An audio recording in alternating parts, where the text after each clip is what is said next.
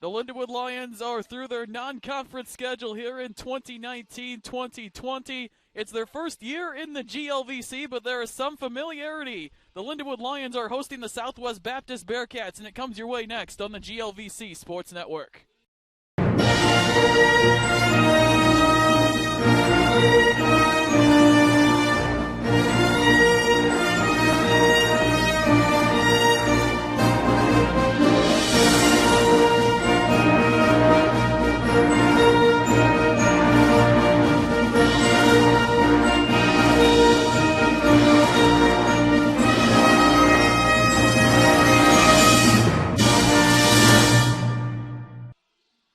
Good afternoon and welcome to the Lou Brock Sports Complex on the campus of Lindenwood University. My name's Joey Messenbrink, and joining me on the broadcast is Andrew Honerkamp. And Andrew, how are you doing this afternoon?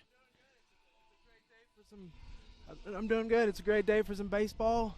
Hopefully they can keep the winning streak going. They're playing well right now. Let's see what happens in the first conference games of the season. Andrew, you mentioned their winning streak. They're currently riding that 11-game winning streak that dates back They're mostly home wins. The Lions 10-0 at home. They picked up the one win down at Florida Tech. That was coming after a rebound 5-4 loss to Florida Tech. But the Lions, they have been humming as a team all season long, from Florida Tech all the way through their series against Ohio Dominican and into the first inning against Northwood. Pitching has really been strong for the Lions. The pitchers had a consecutive scoreless inning streak where they wouldn't allow a run to cross the plate for any opponent. Yeah, and you mentioned the pitching. We got a good one here today with Jacob Thompson on the mound. His last start, he went 7 innings, gave up 1 run. He has a ERA this season of 1, so let's see if he can keep that going. We got 2 lefties on the mound, and I think it'll be a good matchup. Jacob Thompson, as you mentioned, is the Game 1 starter. Usually he starts Game 2 in between Blake Beckman and Kyle Hentis, but because the Southwest Baptist Bearcats, they're also going to go to a lefty starter, and Doug Bletcher's going to counter with his lefty, Jacob Thompson. And the Bearcats starter is going to be Dalton Morrow. He's appeared in 5 games, started 3, a 1-1 record, 4.15 ERA. And I'll let Andrew tell you a little bit more about the Bearcats starter. Yeah, he was roughed up a little bit last time out, but the time before that, the 22nd of February, he was really good. Last Saturday, the 29th, he went 5 1/3 innings, 7 hits, 5 runs. 4 of those were earned, and as you mentioned, took the loss. But the time before that, 7 innings, 6 hits, 2 earned runs. So let's see if the Lindenwood offense can keep that momentum going, as you mentioned earlier, and start this conference slate on the right foot. That'll be a thing to watch out for. Make sure the Lions get on the right track here in the GLVC. They are certainly riding a hot streak. We mentioned an 11-game win streak, 10-0 at home as their homestand continues. They just faced off against Truman State, a non-conference matchup that if the Lions were still in the MIAA this year, that would have been the non-conference matchup, and then both teams decided we're not going to make it a GLVC conference matchup. We'll just play you guys non-conference. Lions swept that to make it 11 straight wins, and they've gone from number 17 to just outside the top 10. Andrew, sitting at number 11 nationally. Yeah, 11 seems to be the magic number right now. Sitting at number 11 in the rankings, winning 11 in a row. They've really been clicking on all cylinders. The pitching's been great. The hitting is there when it needs to be. So let's see if that continues this weekend. Also, the Lions are still in the number 2 spot in the Midwest region.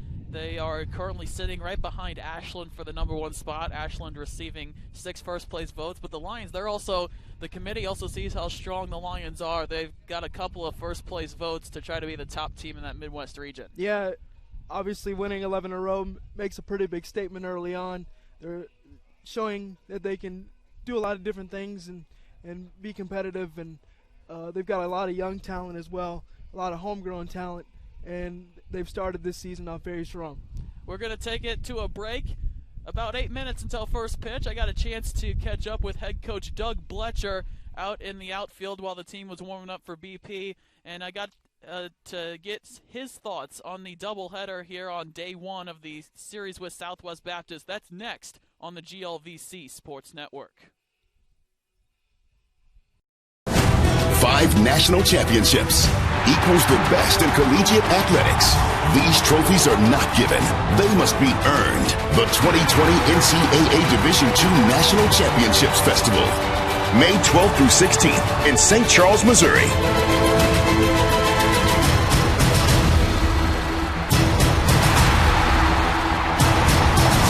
Visit ncaa.com/D2Festival and get your tickets today.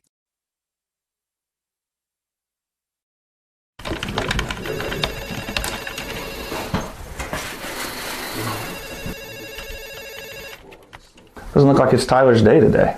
Ryan, let's go check him. It's not your day today, baby. Give me the righty.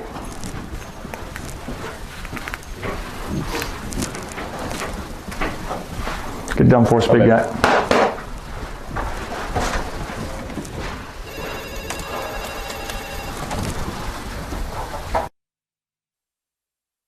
Welcome back to the Lindenwood Baseball pregame show. Joining me now is head coach Doug Bletcher. And Coach, thanks for taking the time to join me on the pregame show. Thank you for having me. So, it's come that time. You guys have finished up your non-conference slate. The GLVC move happened way back in July, but you guys are going to be starting out your first conference game. What's the feeling like going into your first GLVC game? It's like starting all over again. Brand new season. All the guys are really looking forward to it. They're pumped up. Had a great week of practice.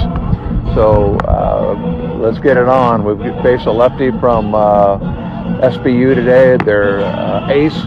And we counter with Thompson, so no better way to start the GLVC. And you mentioned Southwest Baptist. They're a team that they were a part-time member of the GLVC last year. Their baseball team is coming over from the MIAA. So what's it like to have the familiarity of Southwest Baptist as your first opponent in the GLVC? Well, that's what we were talking with Chris Martin, their head coach, before the ball came on. It was like we can't get away from one another. So just definitely know each other, and just we kind of forget that we're part of a new league. It's just we've played each other for probably 10 straight years now. So even before we got into MIAA, we were playing SBU. Great way to start it, to see who is going to take the next step, if you will. So what are the takeaways that you saw from your non-conference schedule? Obviously, very successful non-conference schedule, only the one loss down at Florida Tech. What are the things that you saw in non-conference that you want to see the team continue to work on and bring into your games now that they're conference games? Well, one thing, what we didn't do, a couple left-handers came in and shut down the running game. And so hopefully the work we put in this week in terms of attacking left-handers and running game, we can continue to do that part, critical part of our offensive approach. So I'm interested to see where we stand there. Two, whether we can maintain the pitching and the defense that we did establish during non-conference play. Naturally, it needs to carry on over to GLVC. I see no reason why it wouldn't. I feel confident in that area. But again, until it happens, I'm looking forward to the reality of all that, the actualization of all that. But more importantly, then offensively, we were pretty much shut down against Truman State, whether the size of our field and the wind, along with some decent pitching out of Truman State, especially their lefty. I'm really looking forward to this series. It looks like we're going to get the same wind blowing in on us, so we need to be able to eke out more than 4 runs a ball game, which we now on a 3 consecutive game streak on. I'd like us to see a step up there and probably go with the highest percentage hit possibilities rather than just saying, hey, I'm better than you, this is what I'm going to do to you. Take what they give us and exploit that.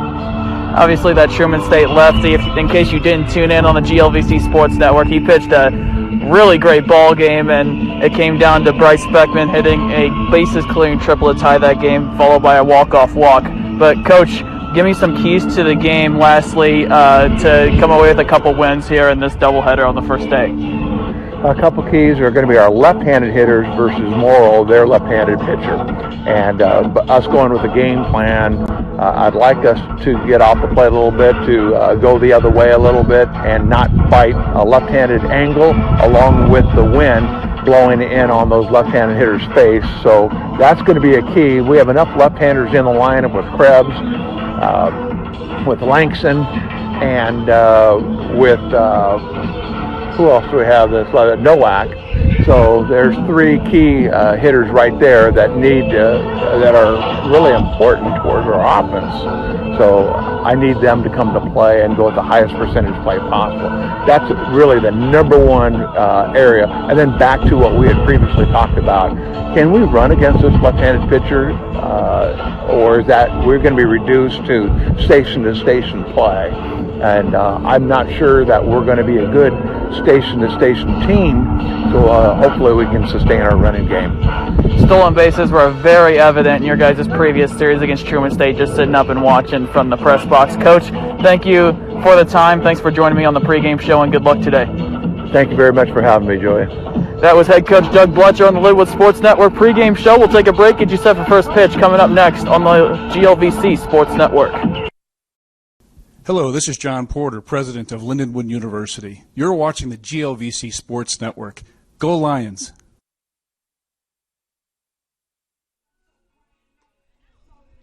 And welcome back to the Lou Brock Sports Complex. A great interview from head coach Doug Bletcher. And Andrew, he mentioned again that it's similar conditions as that Truman State game, that the wind's going to be kind of blowing in, and he wants to see the team be able to get on base, get that on-base percentage up. I know one thing talking to him previously, hard 90s, he wants to see him run out every baseball down the field, get on base, and it's going to be tough for them trying to steal bases against Morrow. It is, and as you mentioned and we heard, he wants them to use their legs, and especially at the top of the lineup, Nowak and Beckman like to use their legs and be able to run. Let's see if this lefty, they can get something going against his left-handed pitcher. We'll get you to your starting lineups. First for the Southwest Baptist Bearcats, it's Langdon Gordon. He'll lead off, play shortstop. In center field, it's Blake Luchin. At first base, Colby Sneed. He'll bat third. Batting cleanup, playing second, Sam Avila. Batting fifth and DHing, Josh Torrance. Batting sixth and playing right field, Jackson Soule. Batting seventh and playing left field, Blake Hobbs. Batting eighth and catching, Brett Mitchell. And batting ninth and playing third base is Aaron Head for the starting lineup for the Bearcats.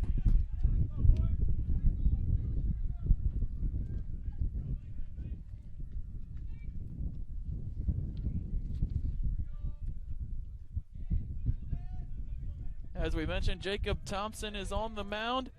Mostly sunny and 55 at first pitch. It's a called strike one.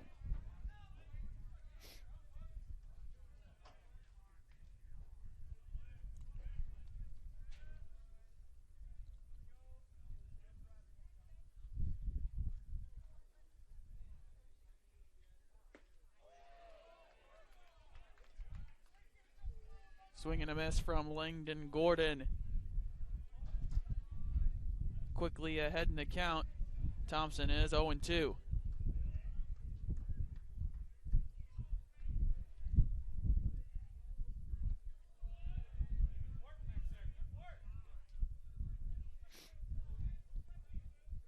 Gordon doesn't chase the off-speed pitch from Thompson, and the count moves to 1 ball and 2 strikes.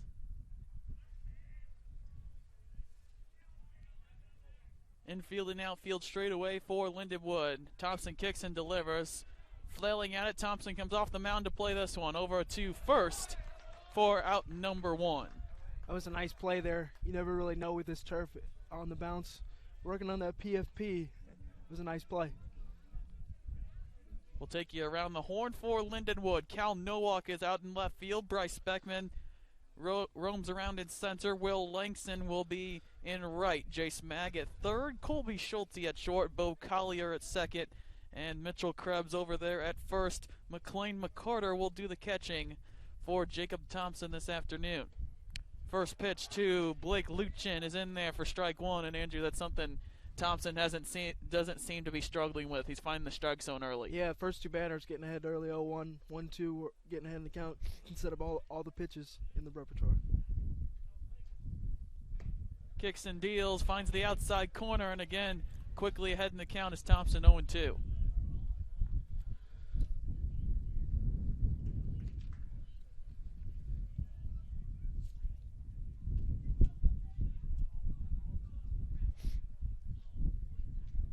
Thompson set the 0-2 pitch, and again, just like the previous at-bat to Langdon Gordon, a pitch in the dirt that Luchin doesn't bite at either.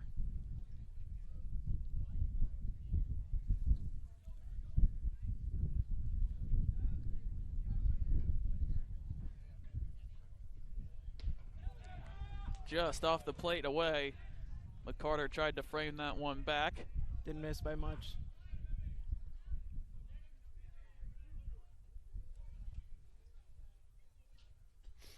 Two balls and two strikes as the count evens back out.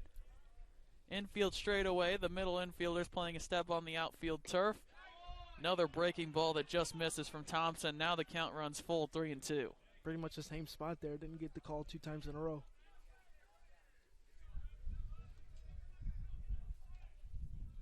Waiting on deck is Colby Sneed for the Bearcats.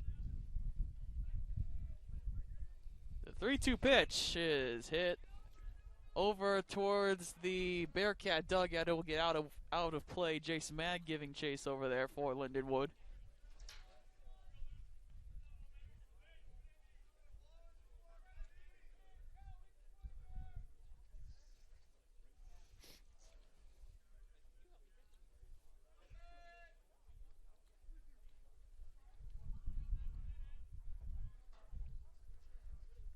Thompson set the payoff pitch. On the ground, it will find the hole between Mag and Schulte, and the Bearcats have their first base runner. It was a nice piece hit and taking the ball the other way, not trying to do too much. Taking what they give you. So with one out and a runner on first, it brings up the first baseman, Colby Sneed. Get you your umpires for today's game. Behind the plate, it's Robert Davis. At first, Chris Silvestri. And at second base, Justin Phillips. Well, at third base, he'll be roaming around as Silvestri and Phillips will switch spots out there at second depending on where the runner is.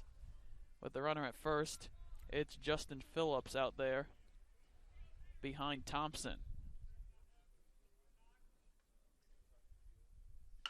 This one on the ground to Schulte at short. Should be two. Steps on the bag himself across to Krebs at first. And a double play to end the inning. It's no runs on a hit for the Bearcats in their half of the first. We go to the bottom of the first. Scoreless on the GLVC Sports Network.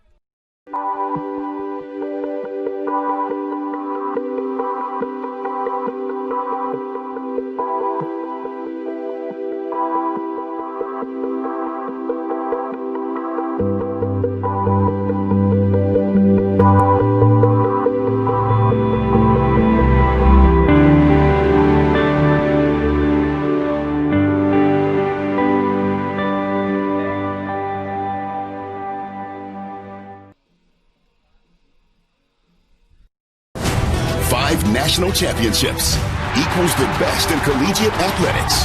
These trophies are not given. They must be earned. The 2020 NCAA Division II National Championships Festival, May 12th through 16th in St. Charles, Missouri.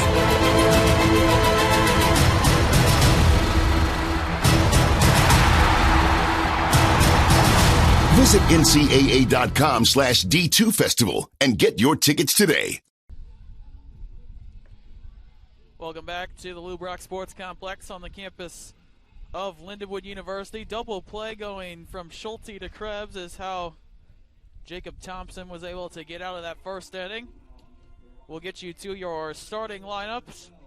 Starting lineup for the Lindenwood Lions. Bryce Beckman walking to the plate right now. He'll lead off, as I mentioned, playing center field. Cal Nowak right behind him in left. Colby Schulte bats third, playing short. Mitchell Krebs will clean up, playing first. Bo Collier bats fifth, playing second. So first pitch misses away to Bryce Beckman for ball one.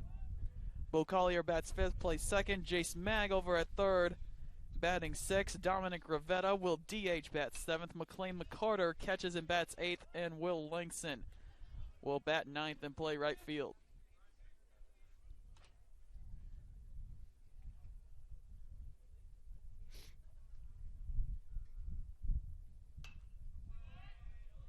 One pitch fouled away to the backstop. 1 ball and 2 strikes.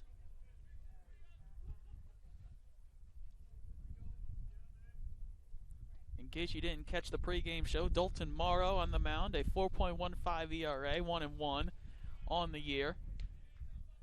He's appeared in 4 games. He's appeared in 5 games, started in 3 games. 21 2/3 innings pitched, 22 hits, 11 runs, 10 earned, 2 walks, 21 strikeouts. Opponents batting .265 against the lefty as Beckman works a 2-2 count after fouling that one away. 2-2 pitch. Breaking ball away. Count runs full, 3-2. It's a good layoff there. Close pitch. Started behind in the count. Now works it full.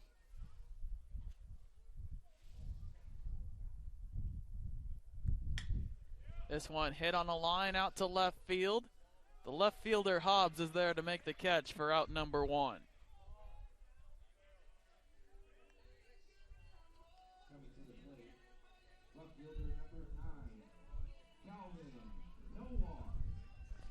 So that brings up the left fielder, Calvin Nowak.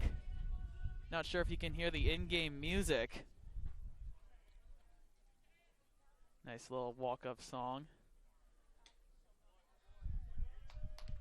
First pitch misses for ball 1, 1 ball, no strikes. And Andrew, where I was going with that is I found out that Cal, international business major, he knows some Spanish, and so a nice way to tie in your major to the sport with your walk-up song. For sure, that's one of the cool things. You can kind of pick what you like and get yourself pumped up before you come up to the plate. On the outside corner, and the count moves to 1-2. Nowak quickly behind in the count.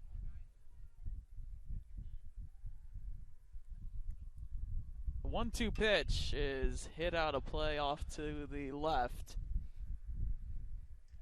We've kind of mentioned the run game early in the pregame show, and right now this is a guy with 10 steals, and Bryce Beckman has 8, so the top of the lineup, if they get on, could be key. Beckman with a loud out to left field. Nowak will foul this one over the SBU dugout once again, so the count remains 1-2. With 1 out here in the bottom of the first, Colby Schulte, the Lions shortstop, on deck.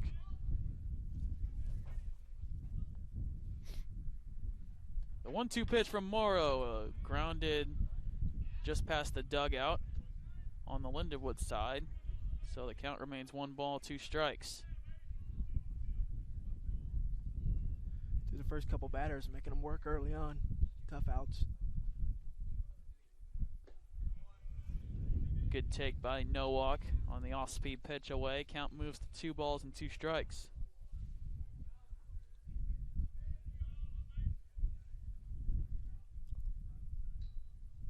The 2-2 pitch is once again fouled past the Lindenwood dugout.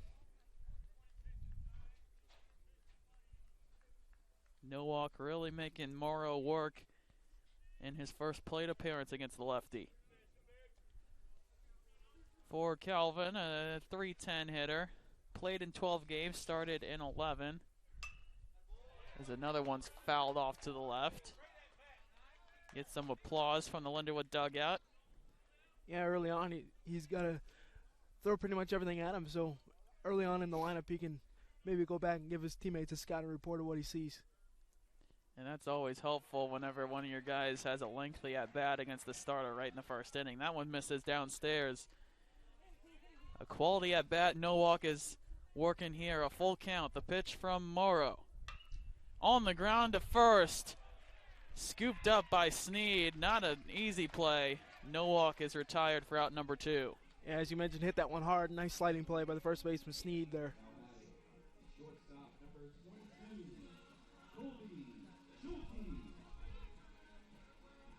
That brings up the Lions shortstop, Colby Schulte.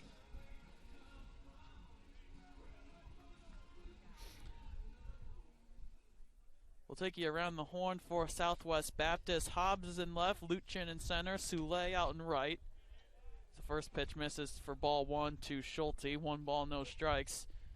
Heads over at third, Gordon at short, Avila at second, Sneed at first, Mitchell doing the catching for Morrow. Schulte lines this one into right field. It will fall in front of Soule, and the Lions have their first base hit and base runner. Let's see if they can get something going with 2 outs here.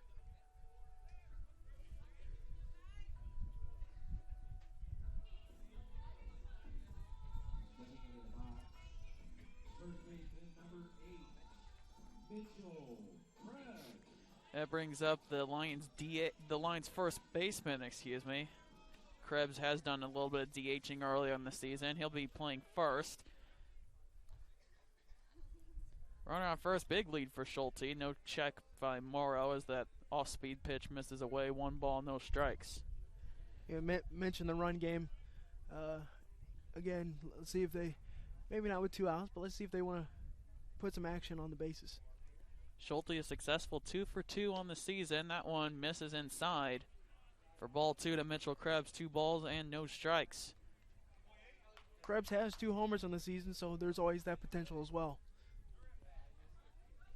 And even when he doesn't get all of it, he can barrel it up and hit it out to the wall. He had a ground rule double in the Truman State Series a weekend ago, as that one's finally in there on the outside corner. 2 balls and 1 strike to the Lions' first baseman.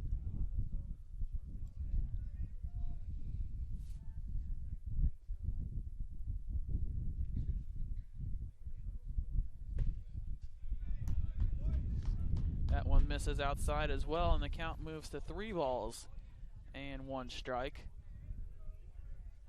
With the Lions' second baseman, Bo Collier, waiting on deck. 3-1 pitch in there for strike 2. 3 balls and 2 strikes. And now, Andrew, you don't really have to worry about stealing that base. The runner gets to get started when Morrow comes home with the pitch. Right. Something in the gap probably will score him with that early start. See if Krebs can barrel one up like we've been mentioning as he hits this one on the ground instead to Avila at second. There's no play as Sneed was moving his way towards the middle of the diamond, maybe to play it himself, and Morrow was late getting to the bag, so it's 2 on and 2 out for Bo Collier. That was kind of an in-betweener. Sneed didn't know if he should really go get it, and he overcommitted. And as you mentioned, Krebs beat him to the bag. Second hit has gone up on the board, so we don't have to wait for the stats for too long. So it is credited as a base hit for Mitchell Krebs, his first of the afternoon.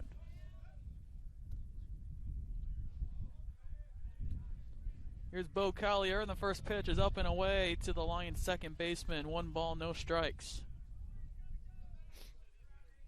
He's had an impressive start to the season, hitting .395 and leading the team in hits with 17. See if he can come through here. 1-0 pitch, down and in, and catching that inside corner for strike 1. 1 ball and 1 strike.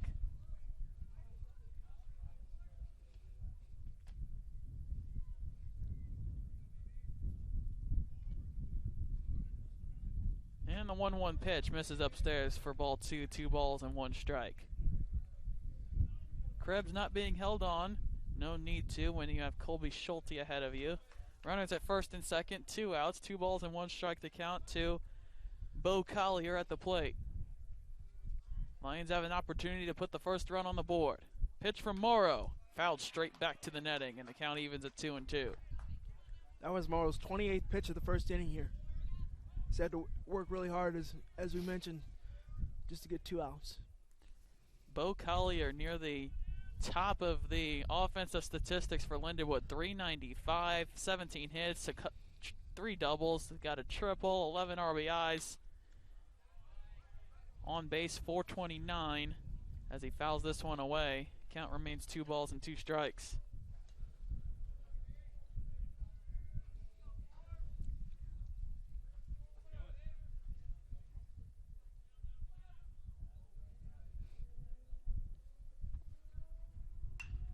On the ground to second. Avila there, across to Sneed at first. And that will end the inning. No runs on a couple of hits. Lions strand a pair. We go to the top of the second, scoreless on the GLVC Sports Network. 5 national championships equals the best in collegiate athletics. These trophies are not given. They must be earned. The 2020 NCAA Division II National Championships Festival, May 12th through 16th in St. Charles, Missouri.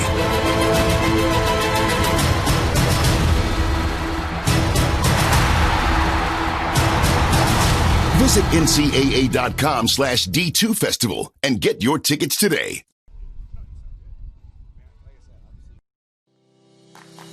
Off the field or off the court, before and after the game. The preparations, the gear, the uniforms. It's a lot to manage, organize, and secure. Your athletic gear demands storage that's designed, tested, and built to endure. One company has taken lockers and storage solutions to the next level. For functionality, durability, sanitation, security, and team pride, we are Gear Boss. Welcome back to the Lou Brock Sports Complex as we get set for the top of the second inning. Scoreless first. Lindenwood missed out on a chance there, and Jacob Thompson will be back on the mound. Facing the middle of the order for Southwest Baptist.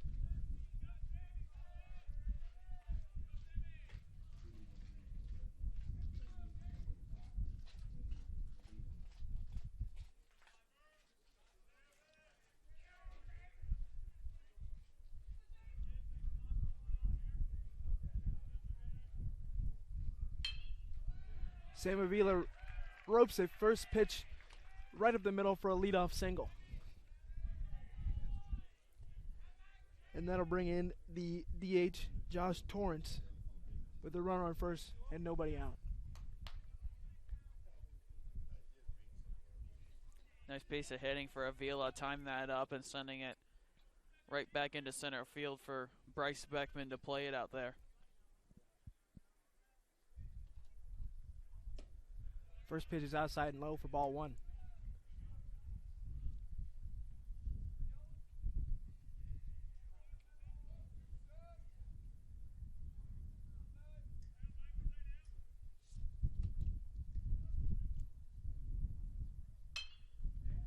That's lined to right. It's coming in, and the catch is made for out number one.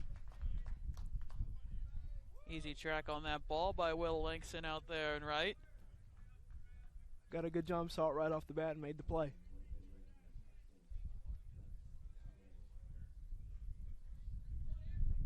And that'll bring in Jackson Sule, my apologies, the right fielder with one out and one on.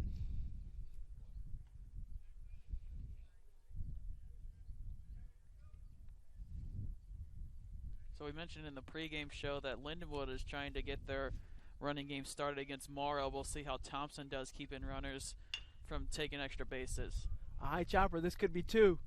Flipped second on to first, double play, nice play.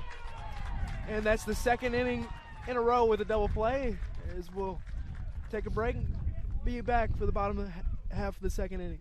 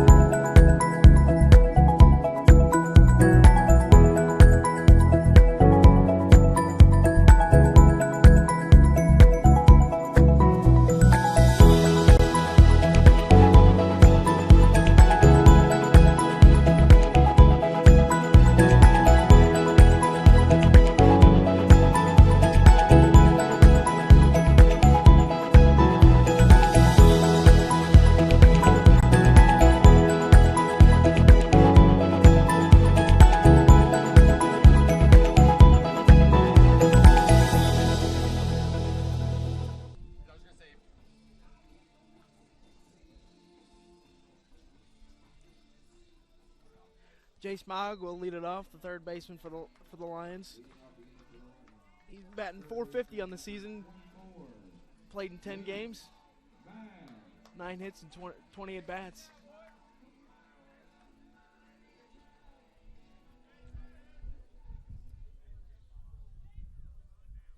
All-around good guy, too. I got a chance to talk to him in the offseason as he lines it into center field for his first hit, third for the Lions. I got a chance to talk to him in the offseason doing a project for one of my classes, and he's a good talker.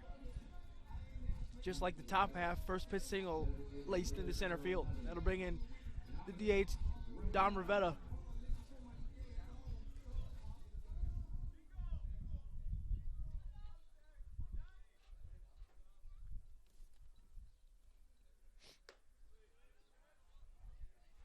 As first pitch is ball and the count 1-0.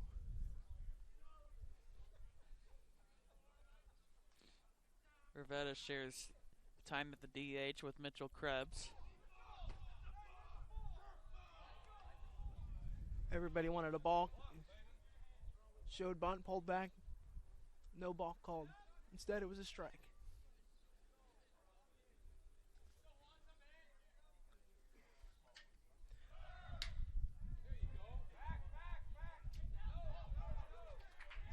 There's a hit and run, and that ball will get down. A little bit of confusion, but the ball did get down. He goes first to third, and the Lions have something going with nobody out here in the second inning. Yeah, a little bit of confusion on the base paths, but a good job by Jace Mogg holding up there at second to make sure that ball did get down, and then with his speed, he was able to take that next base up to third. He does have 8 stolen bases on the year, so Jace, one of those guys you know is quick. That'll bring in the catcher, McLean McCarter. And he takes the first pitch, low and in for a ball. Seems like, Joey, a lot of these Lindenwood hitters are getting ahead in the count, which bodes well.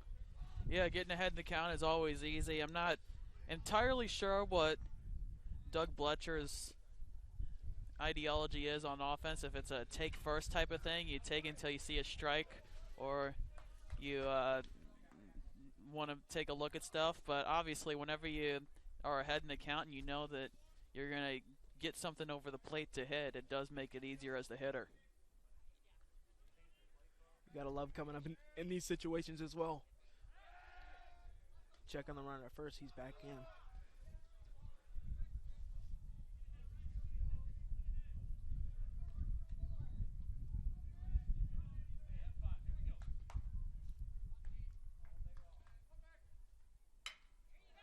He puts the ball in play to third.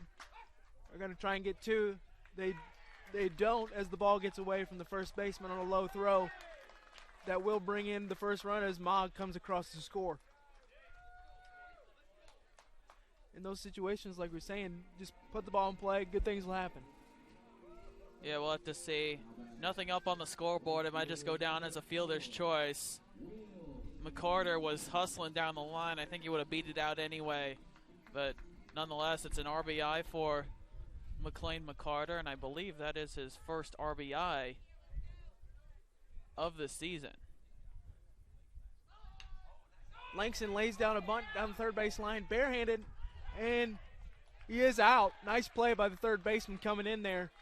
The only chance he had was to barehand that ball, and he executed it nicely.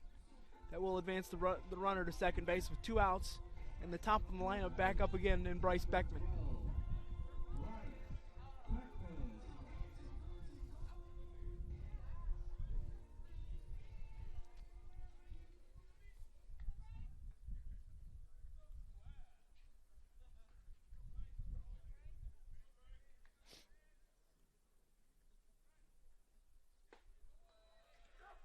First pitch strike.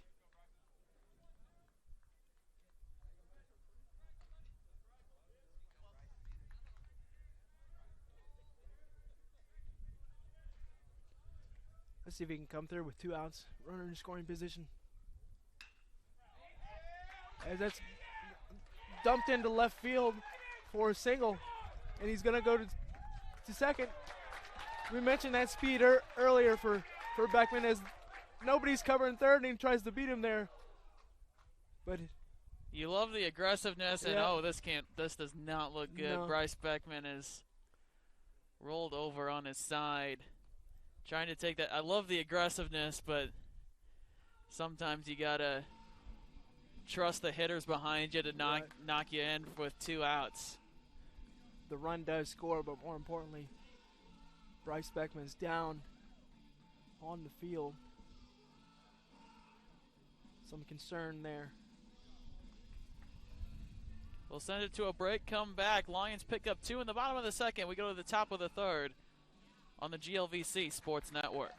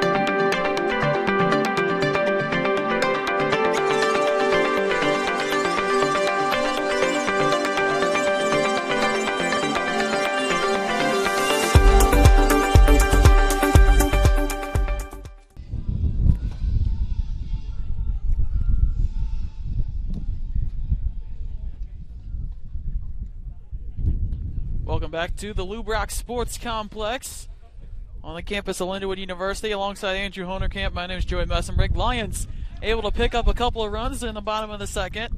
A 2-0 lead for starter Jacob Thompson to come back out and work with in the top of inning number 3. It'll be the bottom of the order, Hobbs, Mitchell, and Head. If anybody gets on the top half, Langdon Gordon will bat in the first pitch. Misses for ball 1, 1 ball, no strikes. Bletcher mentioned the offense needs to start coming through in some situations. The pitching's been great there. Nice to get out to an early 2-0 lead.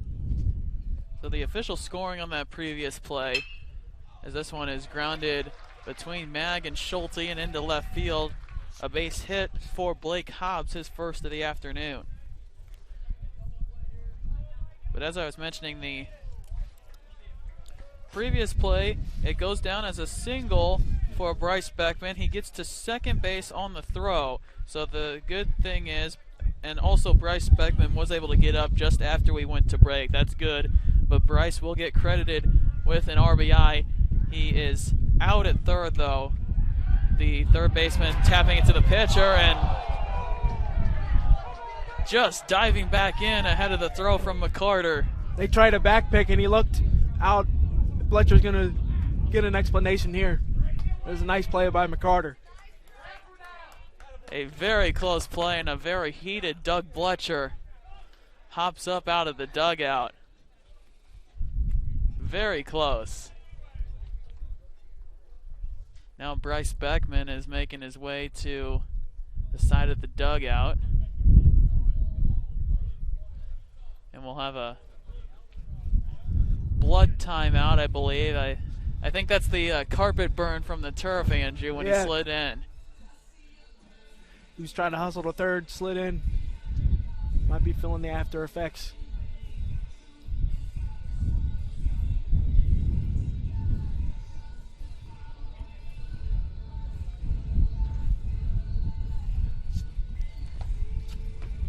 And so Thompson will get a couple of warm-up pitches while we have Bryce Beckman attended to over there at the Lindenwood dugout. Blake Hobbs just diving back in safely. A brilliant throw. Catcher McClain McCarter thought he had his first man picked off of the year, but just diving back in safely. With this timeout, it gives us a chance to take a look around the GLVC scoreboard. William, Jewell, and Lewis. The Cardinals lead the Flyers 8-7. That game's in the 7th inning. Maryville and McKendree just down 141. The Saints lead the Bearcats 3-2 in the 7th inning. Out at Drury, the Panthers currently trailed the Missouri St. Louis Tritons 6-1. That's in the 6th inning. Out up north in Springfield, Illinois, the Prairie Stars are trailing the Screaming Eagles of Southern Indiana 7-3 in the 5th inning. Also in the 5th inning, out in Quincy, Bellarmine 9-0 over the Hawks. A close one out in Kansas City in the 6th. Rockhurst leads the Miners of Missouri S&T 3-2. Nothing updated on the Truman State-Indianapolis game just yet. We'll keep our eyes on that. Your look around the GLVC scoreboard. It sure is nice to have conference baseball back. 100%. Baseball in general, that means the weather is getting warmer. Showing bunt, and that's why Mag playing in on the green turf. It gets away from McCarter, but not far enough for Hobbs to advance. So the count moves to 2-0.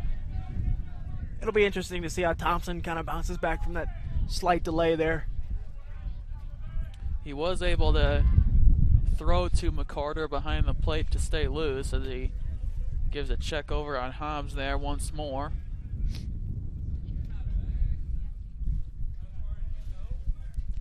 And now another check over there on Blake Hobbs.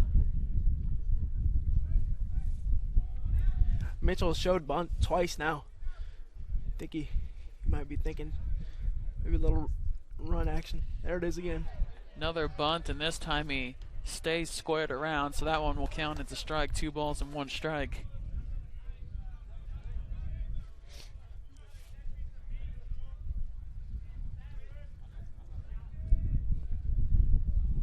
Hobbs is 2 for 2 in the stolen bases department, so that's why Thompson is paying a lot of attention to him over at first. Showing bunt again, and again gets away from McCarter. This time Hobbs will advance up to second, and now we'll see if Mitchell continues to show bunt to get him over to third, or if we'll see him swing away to get an RBI. Yeah, it'll be interesting. Count is definitely in his favor now, 3-1.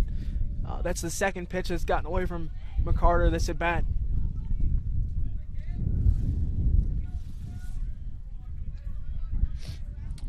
Goes down as a wild pitch that will be credited to Jacob Thompson. Mag moves back in line with the bag at third. The 3-1 pitch is hit. Jumping up to get it is Mag across the Krebs at first. Out number 1. More importantly, that runner Blake Hobbs has to stay put at second base. Yeah, you hit on it. I think if he hits it anywhere else, he's definitely going to third there. But with a hit to the third baseman, nowhere he can really go.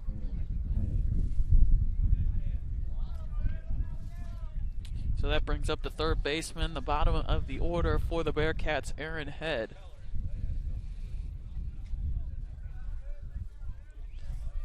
Then we'll cycle back up to the top. Thompson with a look to Hobbs at second. First pitch swinging on the ground to Collier at second. Over the Krebs at first. Quickly 2 are out, but the runner does advance to third. Gotta love Thompson attacking the zone, especially in these situations with a guy in scoring position and less than 2 outs. You might be a little afraid to do so, but he goes right at the hitters. And that's the thing to point out. Some pitchers just like to nibble because they don't want to give up the big hit. But Thompson trusts in his defense and gets the ground ball out. First pitch is an off-speed pitch, missing away for ball 1. 1 ball and no strikes. Lindenwood was able to come up with some 2-out hits in the bottom half of the second. Let's see if they can prevent that here. Collier playing a couple steps on the outfield turf.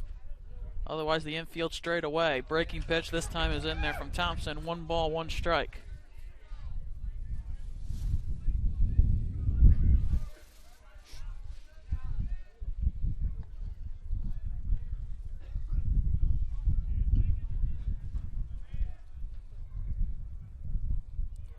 One pitch on the ground. Line drive is caught out there by Jace Mag.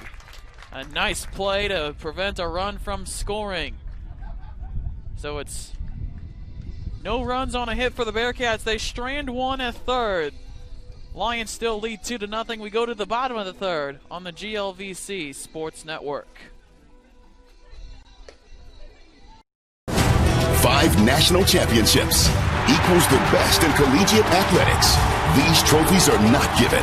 They must be earned. The 2020 NCAA Division II National Championships Festival, May 12th through 16th in St. Charles, Missouri.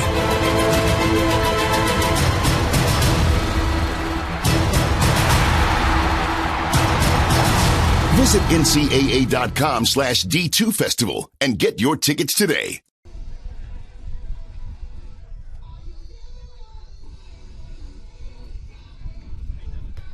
Throughout my life, it's always been family, faith, and football. My father taught me how to play the game. My brother provided me the blueprint, and my mother showed me how faith can be one's greatest strength. So when I tore my ACL as a high school senior, I always believed that I would roar back stronger than ever. And now as team captain, my strength stems from my teammates' faith in me. I'm Cade Brister, and the GLVC is me. Calvin Nowak leads it off for the Lions, followed by Schulte and Krebs. If anybody gets on, Bo Collier will bat. Quickly behind the count as Nowak fouls this one down the first base line. No balls and 2 strikes.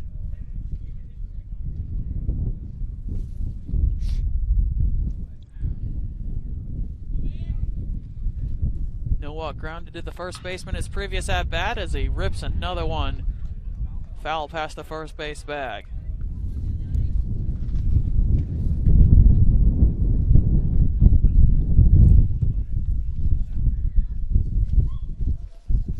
Nowak ripped it foul after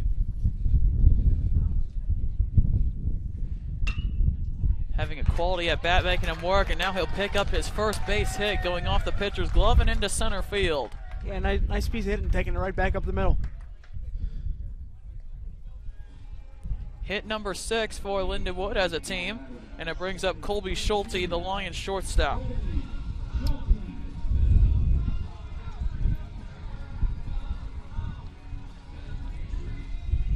Schulte picked up the Lions' first hit of the game back in inning number 1. Let's see if they want to do some running with them, some good speed at first. Pretty decent sized lead over there. Not running this time is Nowak as the first pitch misses away for ball 1.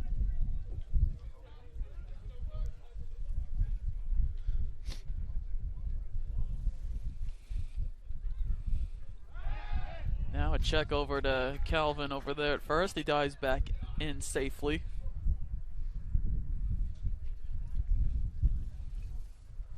Nowak, one of the guys with speed on this team for Lindenwood.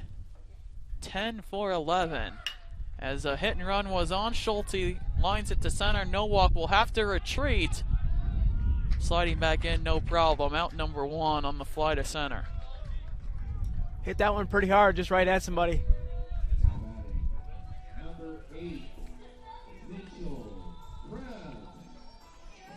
So that brings up Mitchell Krebs, the Lions' first baseman. He also picked up his first hit back in the first inning, but was stranded there when Bo Collier grounded out to second base. First pitch in there, low inside corner, strike 1.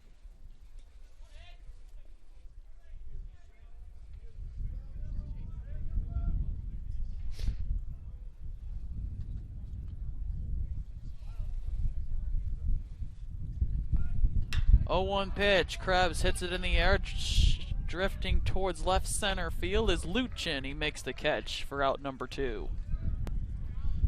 You never know with the wind. It was mentioned in the pregame. That ball hung up there for the center fielder to range over and go get it. Doug Bletcher saying in that pregame show with the lefty Dalton Morrow on the mound, and the way the wind was blowing in, like it was for the game against Truman State that we'll probably see something similar. So the Lions needing base runners to score and get ahead. Running is Nowak. He dives in and he's safe. Just in under the tag. Make it stolen base number 11 for Nowak on the season. Now let's see if they can come up with another 2-out hit with a guy in scoring position. Bo Collier looking for his first hit that would most certainly drive in that RBI at second. Second pitch off the plate away, 2 balls and no strikes.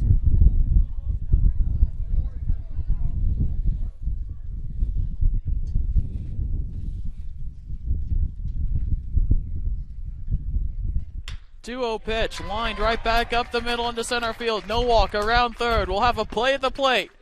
Nowak sliding in, and he is just out. A nice throw on line from Luchin to home, cutting down Nowak as he tried to extend the Lions' lead to 3. It'll go no runs on a hit, no errors for the Lions in their half of the third. We go to the top of the fourth. Lions still lead 2-0 on the GLVC Sports Network. 5 national championships equals the best in collegiate athletics. These trophies are not given. They must be earned. The 2020 NCAA Division II National Championships Festival, May 12th through 16th in St. Charles, Missouri.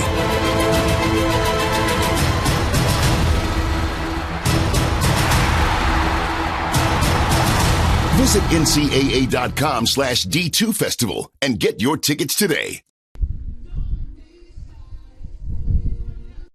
Court to court and lane to lane, under the lights or under the sun.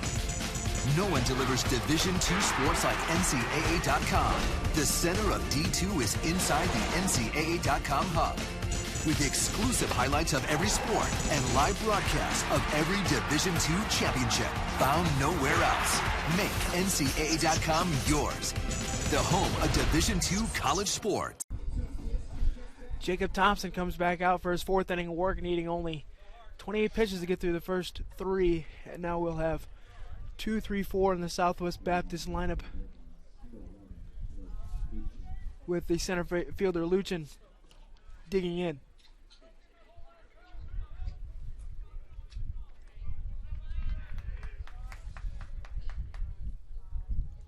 Luchin in his first at-bat picked up the first hit of the game for the Bearcats. First pitch is over for a strike.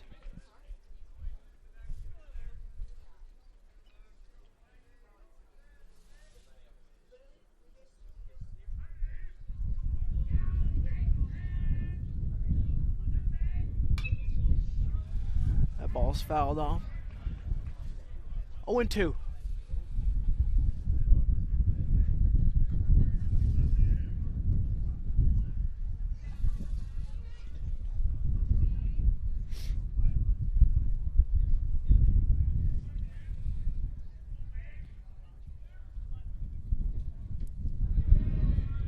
It was a tough layoff, but he did. Ball was low.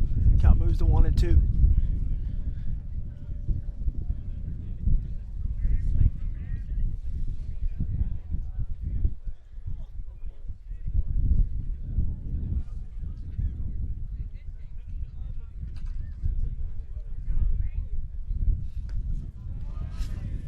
Another ball. Now the count is even at 2-2.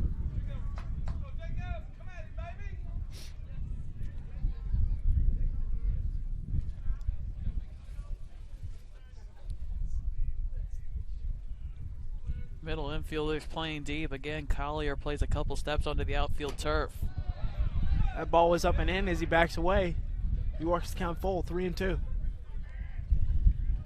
The plate belongs to the pitcher just as much as it does the hitter.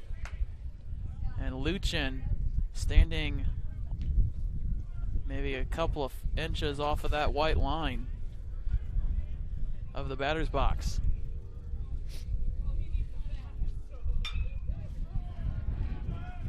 Fouled that one away.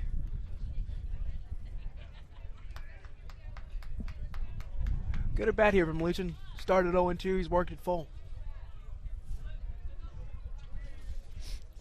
Colby Sneed, the Bearcats' first baseman, waits on deck.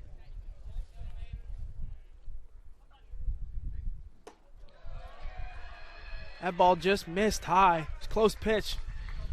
As I mentioned, a good at bat by Luchin there. Works the leadoff walk.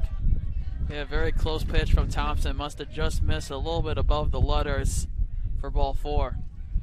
And that'll bring in the first baseman, Colby Sneed, as you mentioned, with the guy on first and nobody out. Sneed looking for his first base hit. Grounded out to Schulte. Started the inning-ending double play in the top of the first by grounding it to Schulte.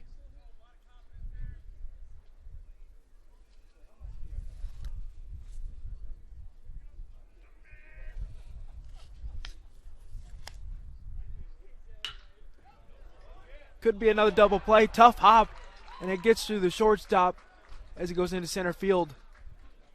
And now it'll be first and second with nobody out, and I believe that'll be scored as an error, but that was a tough play, Joey. It was a really tough play, and it looked like Schulte had a good line on that baseball. Be curious to see how it snuck through him, as, yes, the one error does pop up on the scoreboard out in right field. That'll bring in the second baseman, Sam Avila, with 2 runners on and nobody out. The corner infielders might be looking for a bunt here as they're playing a little bit in.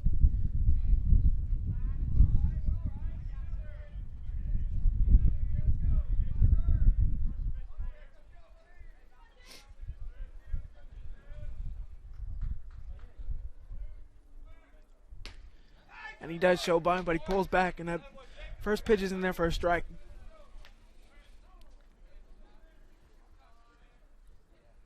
Southwest Baptist showed bunt last inning. Didn't have to execute it.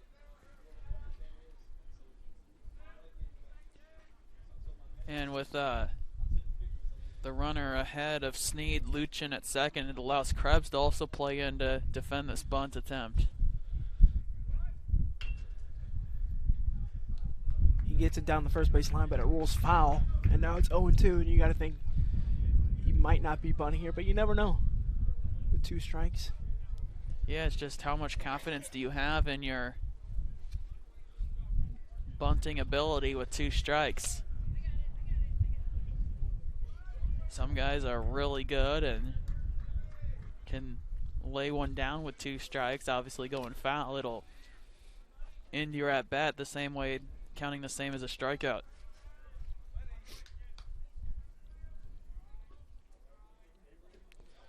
He did not show bunt that time. Was able to hold up his swing on a check swing. Ball was low in the dirt. 1-2. See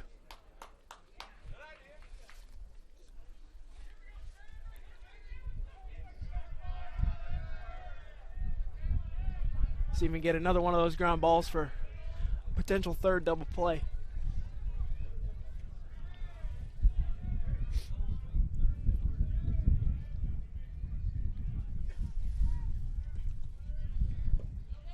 Another one low, gets through McCarter.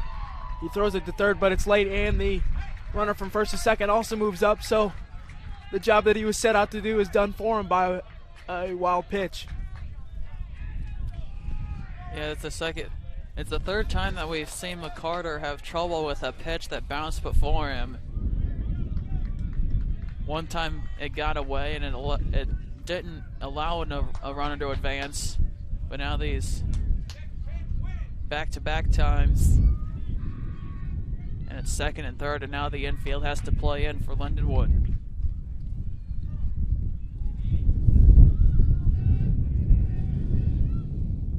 It is officially scored a pass ball on McLean McCarter.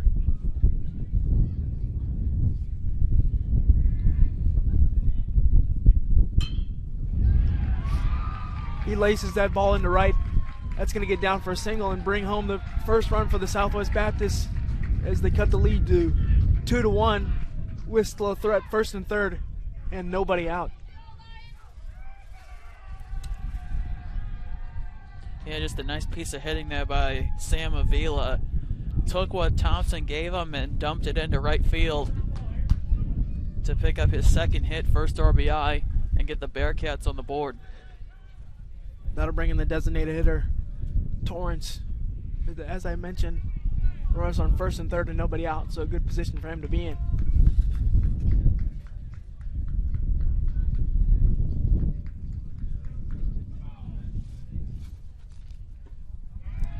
As the first pitch misses for a ball.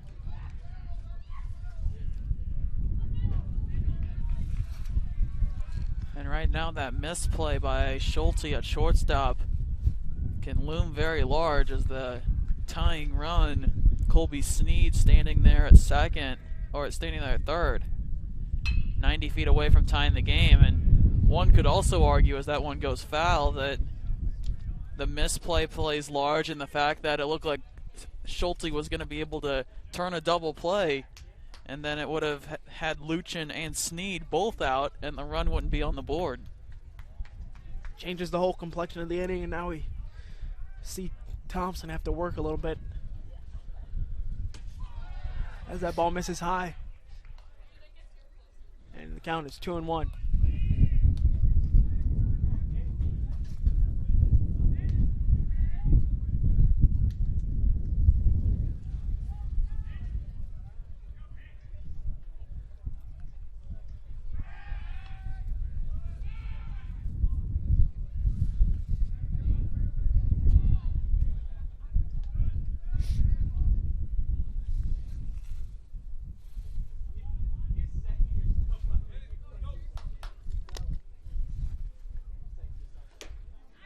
Swing and a miss, evens the count at 2-2.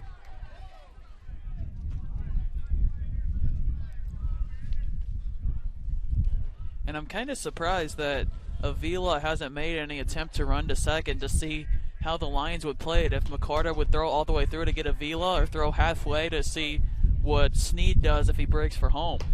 That's a good point. We've only checked on him once or twice over there. That ball misses high, moving the count full 3-2.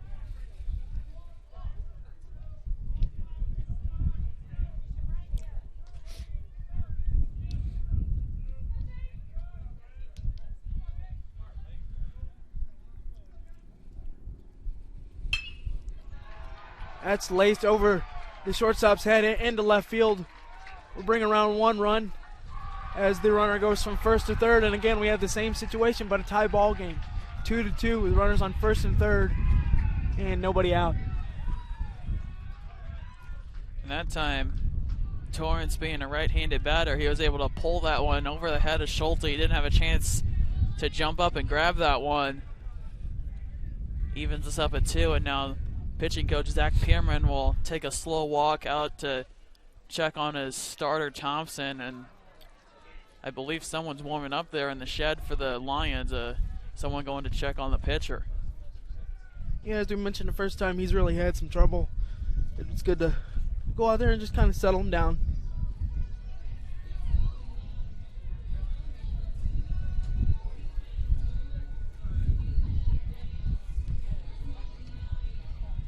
Thompson unable to get an out here in this fourth inning. The first 4 batters have been able to reach, one on a walk, one on an error, and then back-to-back singles have brought in the 2 runs to tie the game. As you mentioned, the ground ball up the middle to Schulte changes the whole complexion of the inning. And that'll bring, now stepping in will be the right fielder, Jackson Sule, who's 0 for 1 today. And that's something, just talking to Bletcher as a check on the runner diving back safely was Torrance. Talking to Bletcher, I believe, before the Truman State series, he mentioned that they need to cut down on errors as well. That was something during their non-conference slate, just to have a clean game in the field as well, and not have a whole lot of errors. Even though we've seen in the non-conference the Lions can hit and they can out-hit their mistakes, but it helps when you're not making errors in the field. Yeah, for sure. And it's also making Thompson do a little bit of extra work. As you mentioned, 28 pitches to get through the first 3 innings, had to do some work here. You know, he's ahead 0-2 on Sule.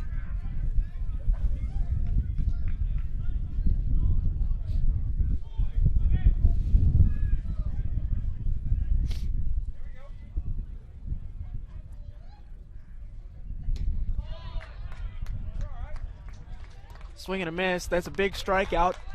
Now you can kind of see your way out of the inning maybe.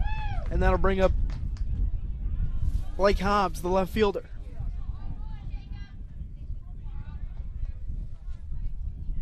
First strikeout for Thompson on the afternoon. The first strikeout for either pitcher on the afternoon. Both teams have been able to put the ball in play against both starters. That's lined softly to second, and the runner gets caught in between first and second and is tagged out. That's key double play. Able to keep the score knotted at 2. They did pick up 2 runs, but it's 2-2 as we head to the bottom of the 4th, and we'll take a break and be right back.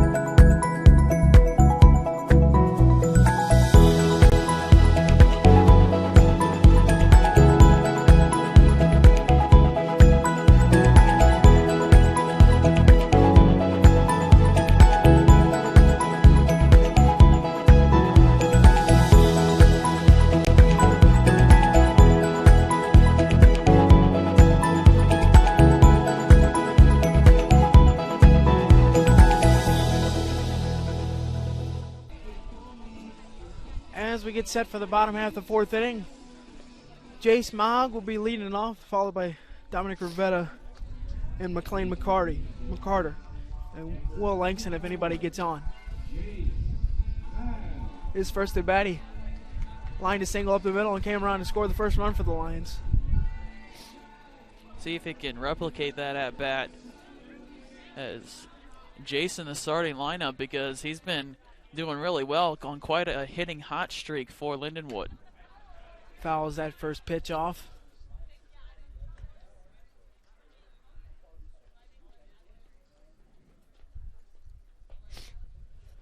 Dalton Morrow still on the mound. Has really settled into this ball game. Swing and miss, quickly had 0-2.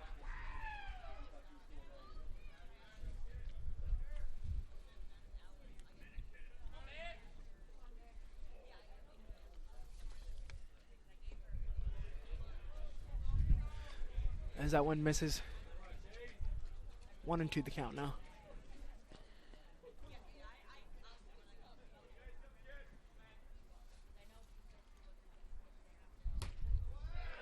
That one just missed outside. Good eye, good pitch. Evens count at 2. 2-2.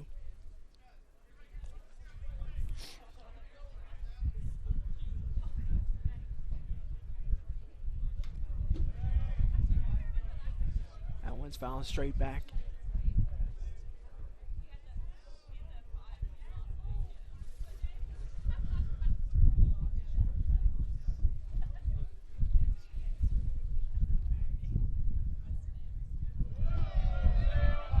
I think he was trying to throw a breaking pitch that got away from him a little bit. Missed tying outside. Now the count's full. 3-2.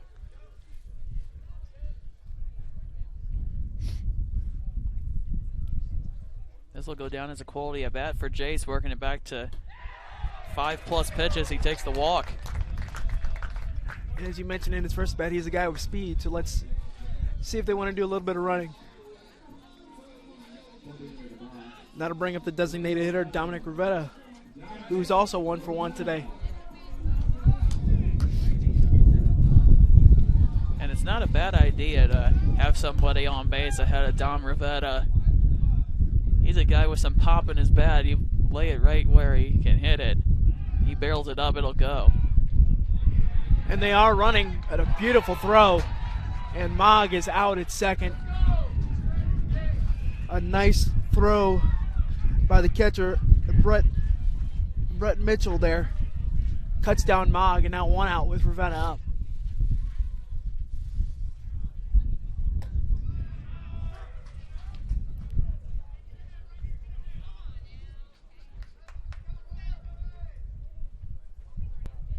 So for Jace, that makes him 9 for 11 now. Or excuse me, 8 for 10 on, I was right the first time, 8 for 10 on stolen bases on the year.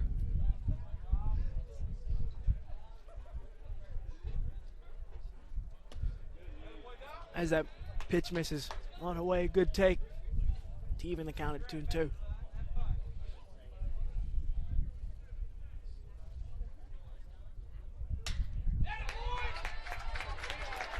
He lines that ball into center field for his second hit of the day. And now how big is that caught dealing with the Yeah, that's a huge base running mistake for Lindenwood, because Dominic Rivetta picking up that base hit in that previous second inning. Jace Mag got on base with a single, and then he went from first to third on a single by Dominic Rivetta. We could have seen a situation somewhat similar. And that'll bring up the catcher, McLean McCarter, who takes the first pitch high for ball 1. McCarter looking for his first hit on the afternoon. He did get the RBI on the fielder's choice that brought in Jace. And he does have a run later being driven in by Bryce Beckman. Good pitch on the outside corner. Evens the count at 1-1.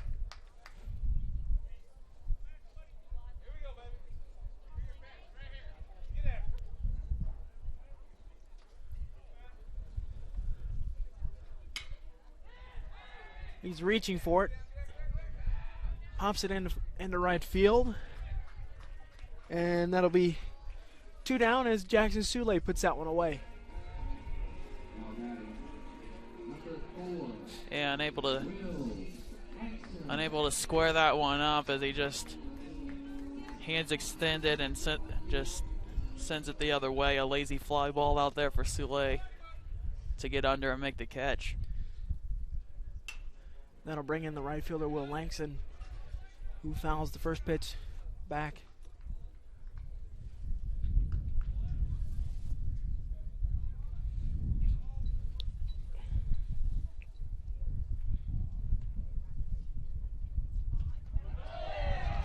As Langston gets hit with an off-speed pitch.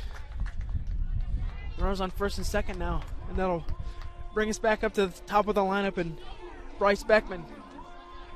Good to see that he's okay and able to take this at bat, as the last one was an eventful one on the bases. Yeah, I think mainly that was just a whole bunch of carpet burn for Bryce Beckman, and he was kind of had the shock of maybe a little bit of the collision and then the stinging pain of essentially it would be a rug burn for anybody, the common folk that don't play baseball is what it would be equivalent to, because Bryce coming off the field had to be attended to during the timeout in that top half of the next inning. We have a meeting on the mound. Is it broken up now? The Lions have something going with 2 on and 2 out at the top of the lineup up in Bryce Beckman.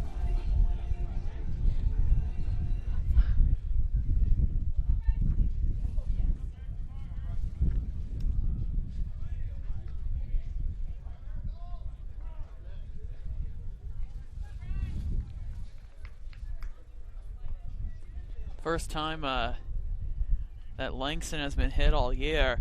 That's nowhere close. Dominic Rivetta just seems to be a ball magnet. He's gotten hit 6 times. And the first pitch, Beckman rolls over and grounds to third, and he is retired. This side is retired. No runs for the Lions that inning, as the score remains knotted at 2 as we get ready for the top of the 5th inning.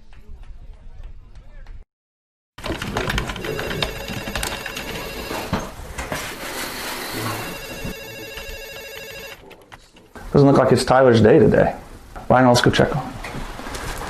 It's not your day today, baby. Give me the righty.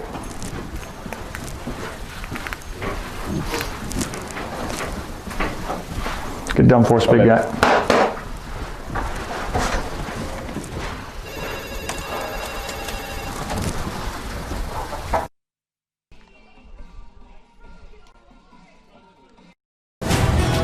National championships, equals the best in collegiate athletics. These trophies are not given. They must be earned. The 2020 NCAA Division II National Championships Festival, May 12th through 16th in St. Charles, Missouri.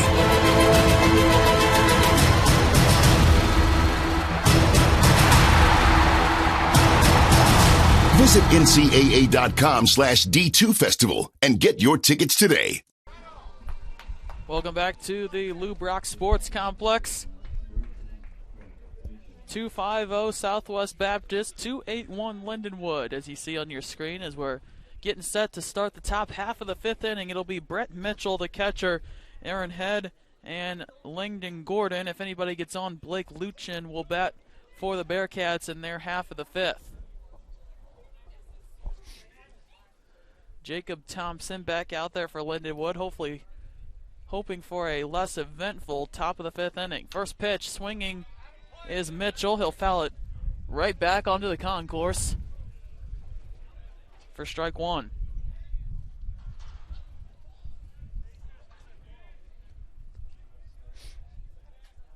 At 51 pitches now, 22 came in that fourth inning. That one misses 1-1, and Andrew, you had that stat. It took him 20-something pitches just to get through the first three innings, running into some turbulence there in the fourth, taking 22 pitches. Brett Mitchell is looking for his first time being on base. This one gets past McLean McCarter. Nobody on base, so it won't do anything. 2 balls and 1 strike. Mitchell looking to be on base in this game. He grounded out to Jace Mag over at third back in the third inning. Collier playing a couple steps on the outfield turf as this one's hit in the air out to right. Langston going back, still going back. He'll make the catch over his shoulder for out number 1. There's a nice play out there. It's kind of a tough judgment call. Right at him. Sailed underneath it to put it away. So with 1 down in the top of the fifth, it brings up the third baseman, Aaron Head.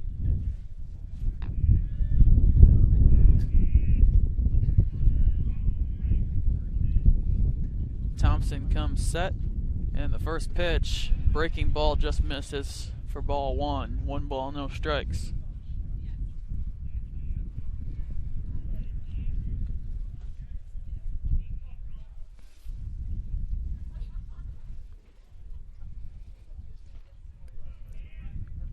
McCarter sets up outside, check swing. Our home plate umpire this afternoon, Robert Davis, says that Head went around. 1 ball, 1 strike.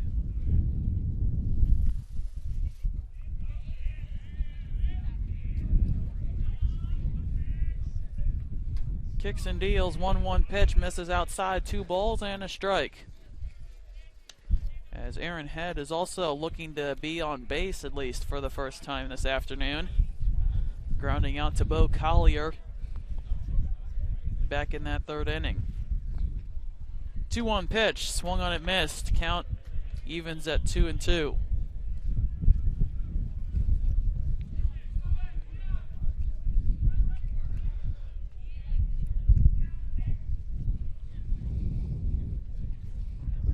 Outfield medium depth straight away. And the 2-2 pitch, called strike 3. Second strikeout of the afternoon for Jacob Thompson. There are 2 gone in the top of the fifth. Must have been looking for something else there as caught him looking.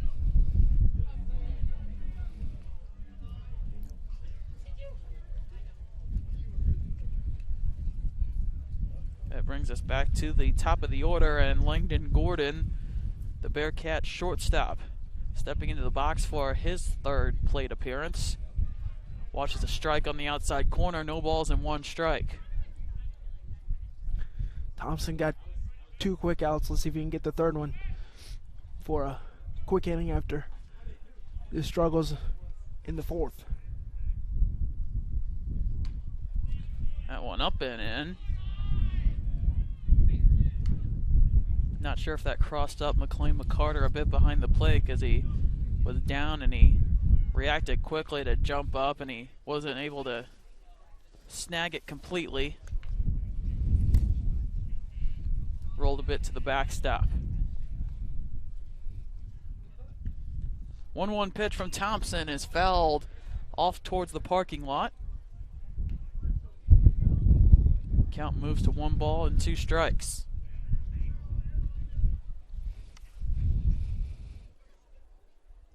Mitchell and Head batting in the 3rd. That was an inning for Thompson where he only had to face 4 batters. See if he can face the minimum of 3 here and get out of the inning for the Lions. We'll get a timeout call granted as Langdon Gordon steps out, resets. Thompson shakes off the sign from McCarter. Finds the one he wants and comes set. 1 ball, 2 strikes, and 2 outs. The pitch. Weakly hit on the ground to Collier at second. Across to Krebs at first. A 1-2-3 inning for Jacob Thompson. No runs, no hits, and no errors for the Bearcats in their half of the 5th. We go to the bottom of the 5th, tied at 2 on the GLVC Sports Network.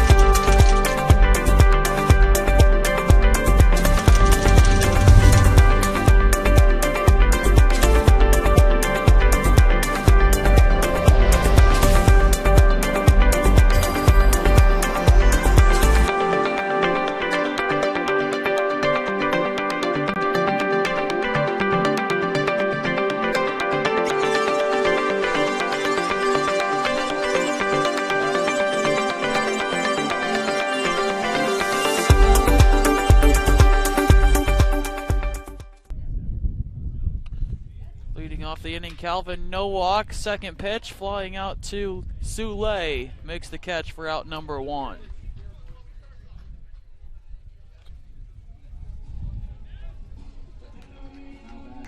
That brings up the Lions shortstop, Colby Schulte. He's 1 for 2 on the afternoon, singled in the 1st, stranded at 2nd. And he flew out to the center fielder, Luchin, for out number 1 in the 3rd. First pitch from Morrow. First pitch swinging is Schulte, diving over at 3rd, his head across the diamond.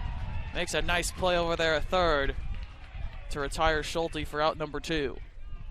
Yeah, nice diving play there. And quickly, 2 down.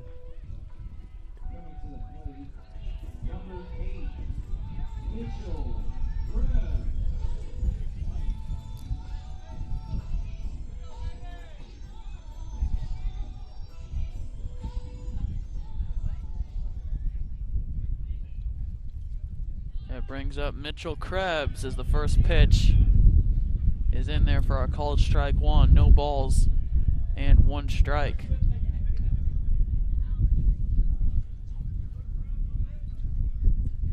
A 1 pitch is popped up on the left side of the infield. Head is under it, makes the catch just inside of fair territory. 1-2-3 go the Lions. No runs, no hits, and no errors. We go to the 6th inning, tied at 2 on the GLVC Sports Network. From court to court and lane to lane, under the lights or under the sun, no one delivers Division II sports like NCAA.com. The center of D2 is inside the NCAA.com hub, with exclusive highlights of every sport and live broadcasts of every Division II championship found nowhere else. Make NCAA.com yours, the home of Division II college sports. 5 national championships equals the best in collegiate athletics. These trophies are not given.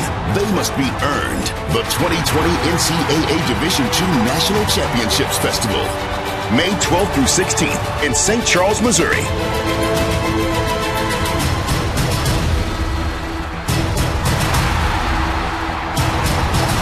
Visit ncaa.com/D2 Festival and get your tickets today.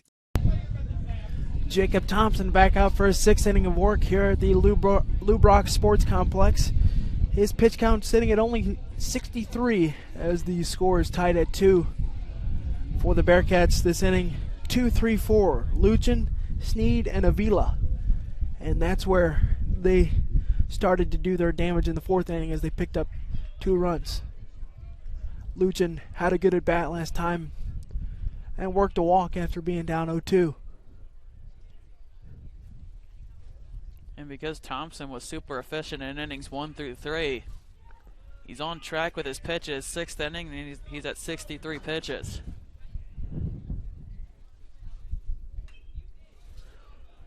Luchin 1 for 1 on the day with the walk as he fouls that first pitch off.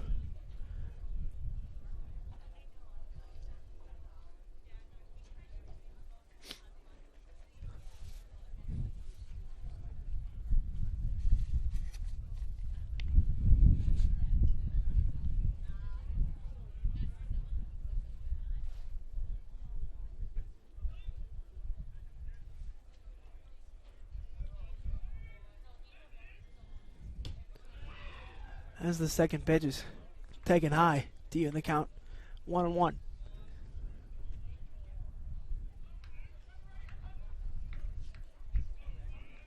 See if Thompson can reverse course.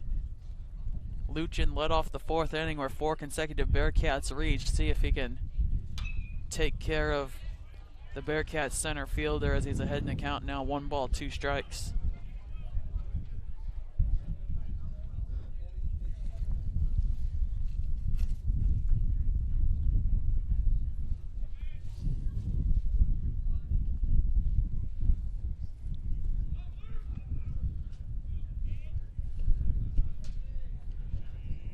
Thompson steps off.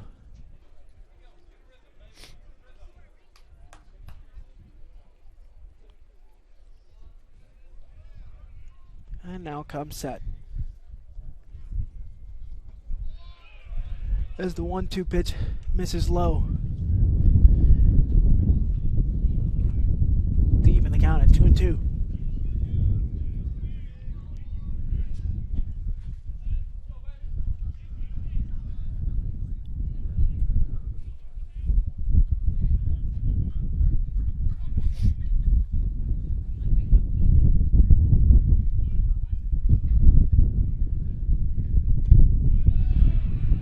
Another ball taken low and outside. Luchin having another great at bat here. He's had a good day. It'll go down as a quality at bat for Blake Luchin, making Thompson throw 5+ pitches to him on a day where Luchin has already singled and walked and scored a run.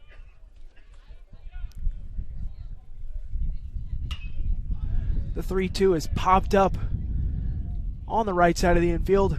This second baseman Collier is underneath it, and he puts it away for the first out in the 6th.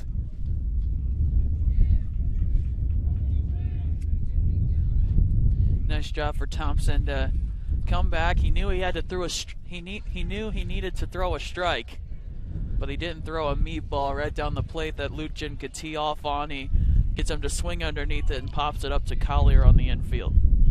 And that'll bring in the first baseman Colby Sneed, who's 0 for 2 on the day, as he grounds the first pitch to the shortstop, who throws it over to first and quickly 2 down. Schulte having no trouble with it last time, as it was the ground ball by Sneed to Schulte in his previous at bat in the 4th inning that kind of unraveled things for the Lions. As Sam Avila digs in, 2 for 2 on the day, has not been retired.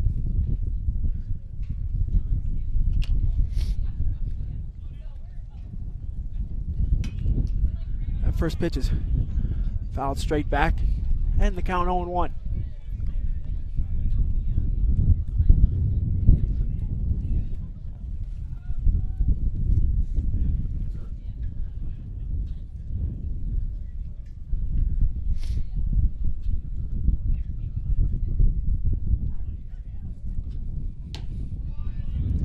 Second pitch taken high.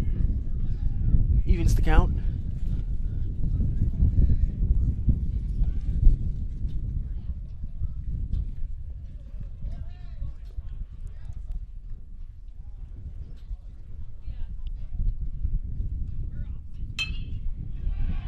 That's lined right back up the middle for a single into center field. And Sam Avila, 3 for 3 today.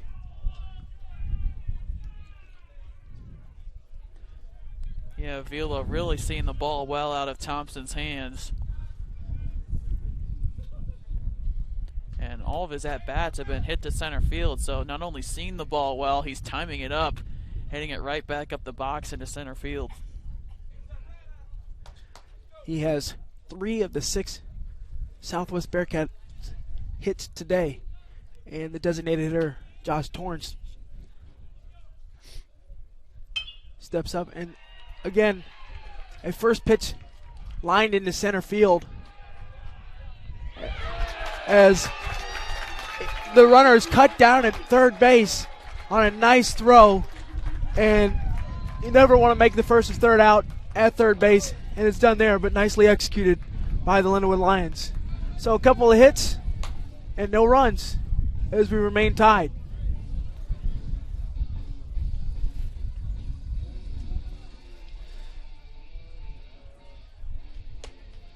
If I lose, I'll respond with respect. If I win, I'll back it up with humility. If I fail, I'll rise up with honor. It's tough for us to put it all on the line. Don't undo my hard work with poor sportsmanship. Respect. It's the name of the game.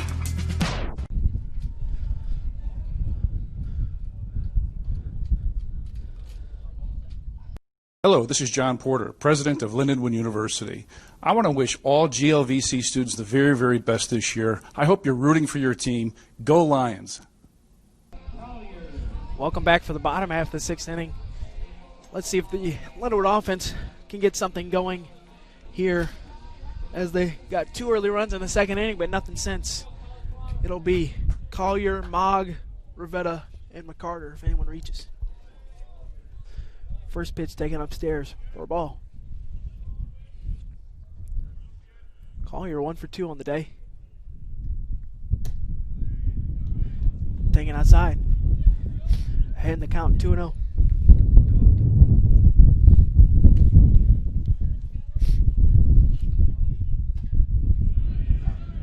Good pitch, 2-0. Call for a strike. 2-1 the count now.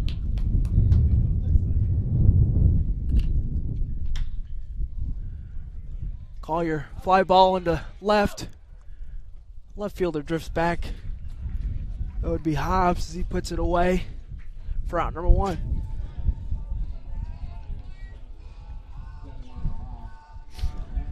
And that's something we've noticed, Andrew, is that fly balls are not going to be getting it done for either side. The wind gusting the way it is, it'll just knock the ball straight down.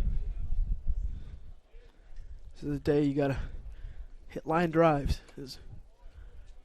Jace Mogg, the third baseman, digs in, takes the first pitch outside for a ball.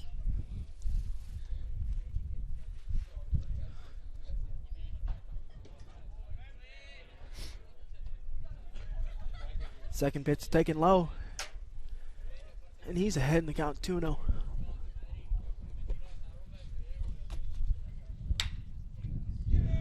Grounded to third, and Mogg is retired. It's the third baseman, Aaron Head. Had no problem with that one. With 2 down now, the designated hitter, Dominic Rivetta, will step up to the plate, who's 2 for 2 today with a pair of singles.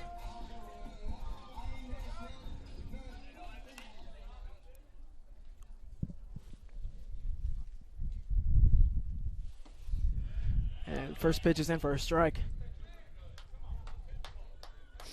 So just the same way that we were talking about how Sam Avila was seeing the ball really well, Dominic Rivetta is as well.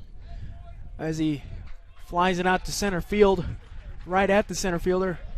3 up, 3 down for the Lions as the score remains knotted at 2 as we'll head to the 7th when we come back.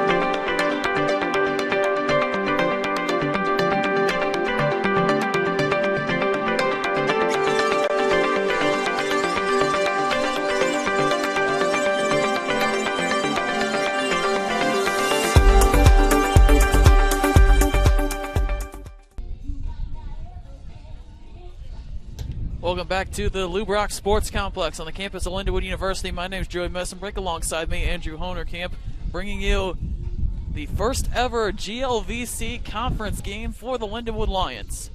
The Lions and the Southwest Baptist Bearcats. If you tuned into the pregame show, you heard that head coach Doug Bletcher was kind of joking around with Chris Martin, the Bearcats head coach, saying we can't get away from each other. We played each other in the MIAA last year, and our first conference game this year is against each other here at the Lou Brock Sports Complex. It's 2-7-0 Southwest Baptist, 2-8-1 Lindenwood. That error is the reason why the Bearcats have 2 runs. A ball ate up Schulte at shortstop, getting into center field. Had he fielded that cleanly, you could put a pretty sure bet that he would have been able to turn 2. This is Jackson Soule leading off, and that one just a bit outside for ball 1. 1 ball, no strikes. This game has turned into quite a pitcher's duel as each pitcher's had one inning where they've kind of labored a little bit and given up a pair of runs, but that's it so far. Soule looking to get on base for his first time in this one. Grounded into an inning double play back in the second and struck out. That was Thompson's first strikeout of the game. Back in the 4th as he watches ball 2. 2 balls and no strikes.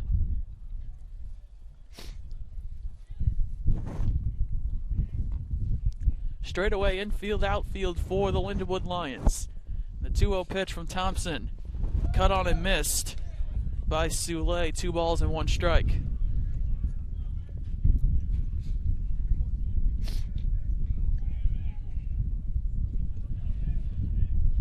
Southwest Baptist, no errors in this one. They come from playing on a dirt field back down in Bolivar, Missouri, to a turf field.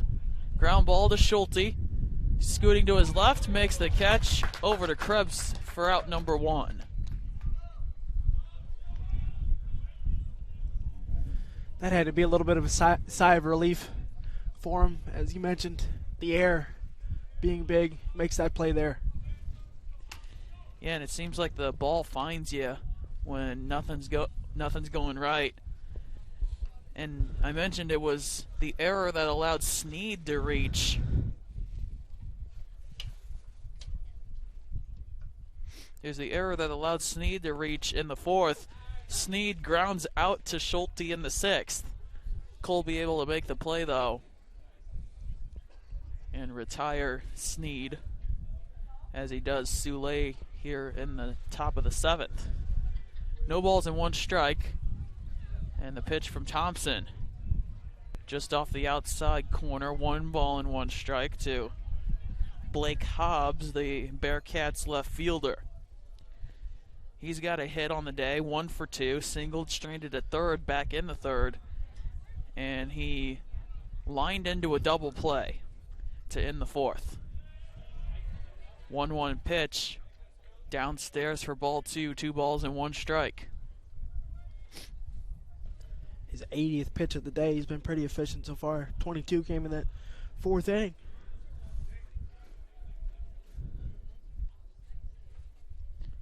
Thompson gets his sign and comes set. Kicks and deals. Foul tipped into the mid of McLean McCarter. 2 balls and 2 strikes.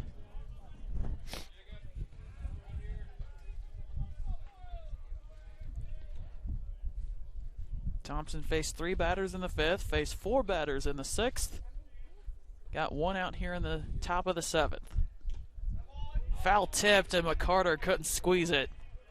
Would have been out number 2, strikeout number 3 for Thompson, but we'll do the 2-2 pitch again.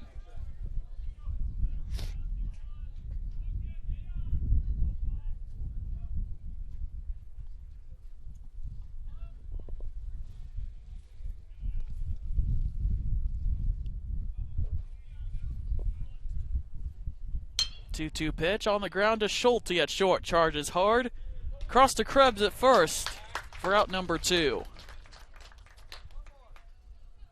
Another ground ball for Thompson.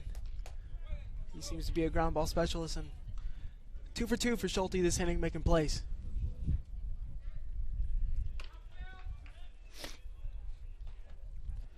So it brings up the Bearcats catcher Brett Mitchell. Head coach Doug Bletcher off the top step of the dugout, instructing signs to the Lindenwood Lions defensively. First pitch, right down the middle for strike 1.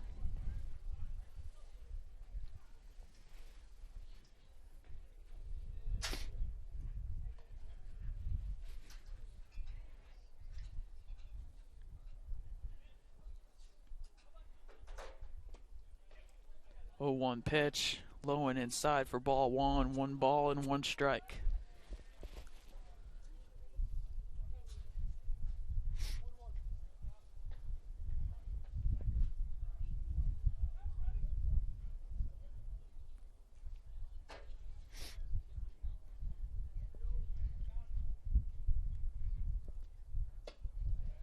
One pitch, the breaking ball misses.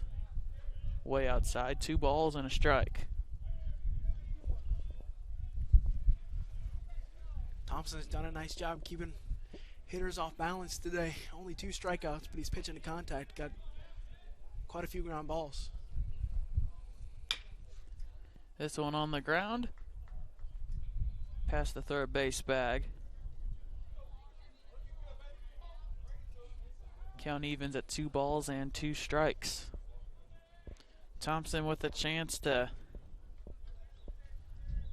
have another painless inning for him after the top half of the 4th where the Bearcats scored their 2 runs. This one hit on a line to Krebs at first for out number 3. No runs, no hits, and an error for the Bearcats in the top of the 7th. It's time to stretch, see if the Lions can break the tie. We're tied at 2 on the GLVC Sports Network.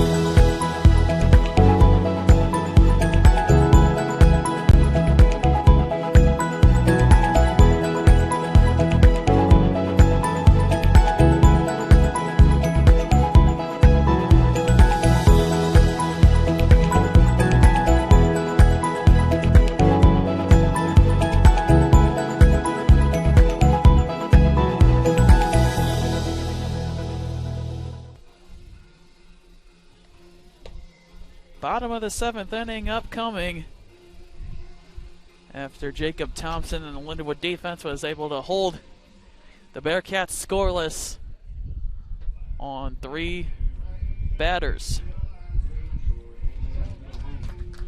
We're going to get a pinch hitter for Lindenwood as you take a look at runs, hits, errors on your scoreboard. Kellen Murray will be the pinch hitter, which means the book will likely be closed on McLean McCarter We'll probably see Logan Rezash come into the game for Lindenwood. As we go forward. First pitch misses for ball 1, and then up and in for ball 2. 2 balls and no strikes to the Lions pinch hitter, Kellen Murray.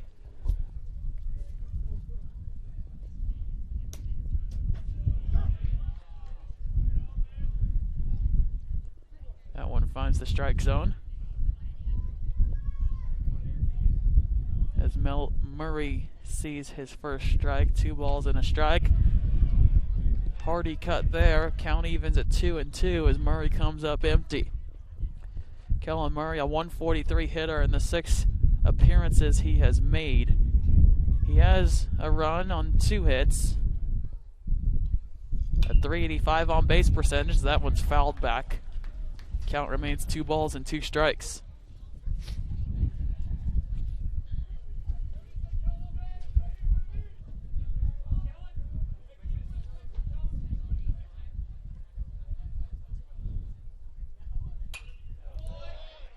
And another one fouled away. Quality at bat here for Kellen Murray off the bench. Nice 2-strike swing there. Just trying to stay alive and see another pitch. 2-2 pitch from Morrow. Breaking ball outside corner, and it freezes Murray, and he's down on strikes for the first out of the 7th inning. Catcher did a nice job framing that one. That was a close pitch and went Morrow's way.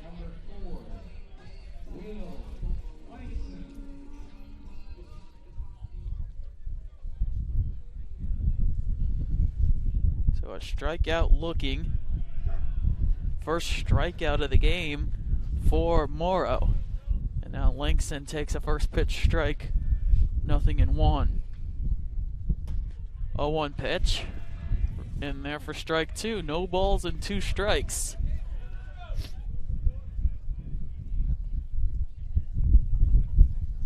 Setting up outside.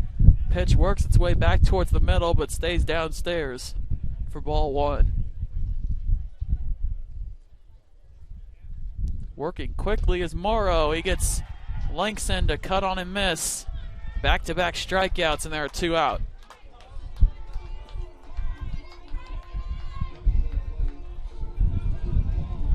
Pitch count getting up there for Morrow at 95, but the first inning he threw almost 30, so he's really settled in.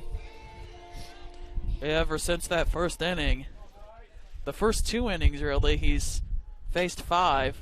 As Bryce Beckman's going to pop this into foul territory. It'll get out of play. Count moves to 0-1, but as I was saying, Morrow faced 5 in the first 2 innings.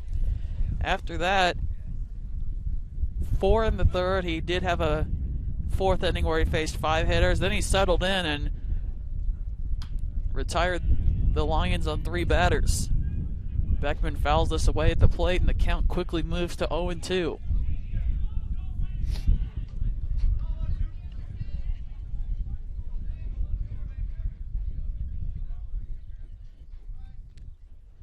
And the 0-2 pitch. Fouled away to the backstop. Beckman stays alive. At the plate. No balls, 2 strikes. That one outside. An easy take for Bryce Beckman. Count moves to 1-2.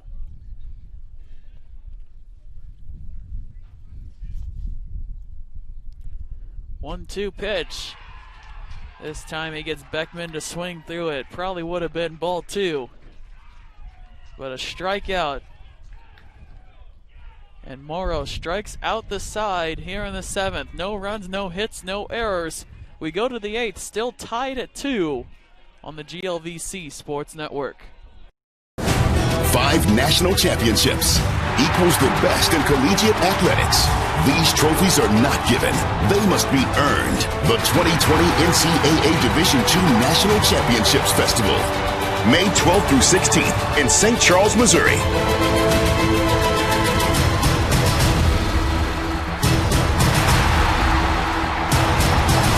Visit ncaa.com/D2 Festival and get your tickets today.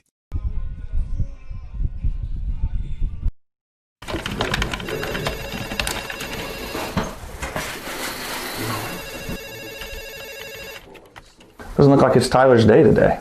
Ryan, let's go check him. It's not your day today, baby. Give me the righty.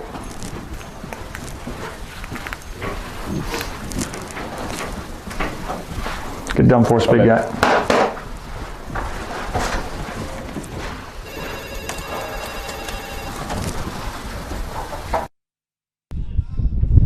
Jacob Thompson back out there for his 8th inning of work. He also pitched 8 innings on February 22nd against Northwood. The most pitches he's thrown this season was also in that start at 96. He's at 88 right now. We're in a good old-fashioned pitcher's duel. Both pitchers have settled in. The score knotted at 2 here in the top of the 8th.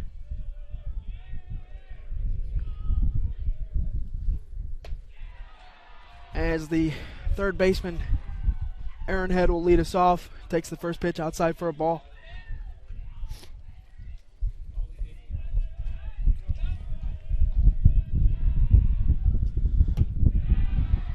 Close pitch, just missed up. Head is ahead in the count, 2-0. Aaron Head, one of the guys Thompson has been able to take care of.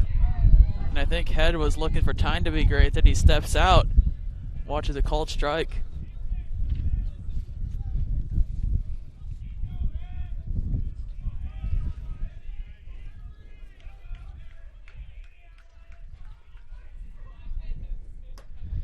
As the 2-1 pitch misses outside, and now Head is in the driver's seat with a count of 3-1. See where Thompson goes here. He was able to make a pitch. And taking all the way on that one. Kind of surprised that one looked down the middle for Aaron Head. Now count moves to 3-2.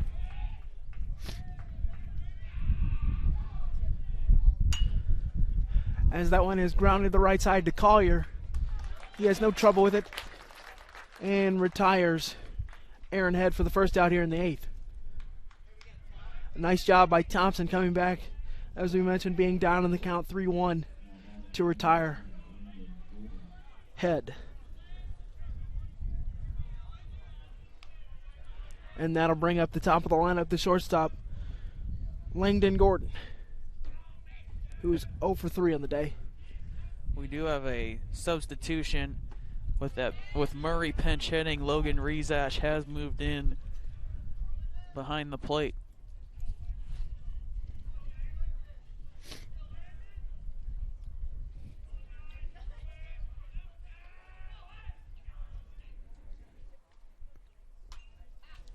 As the second pitch is fouled back, and Thompson is ahead in the count 0-2.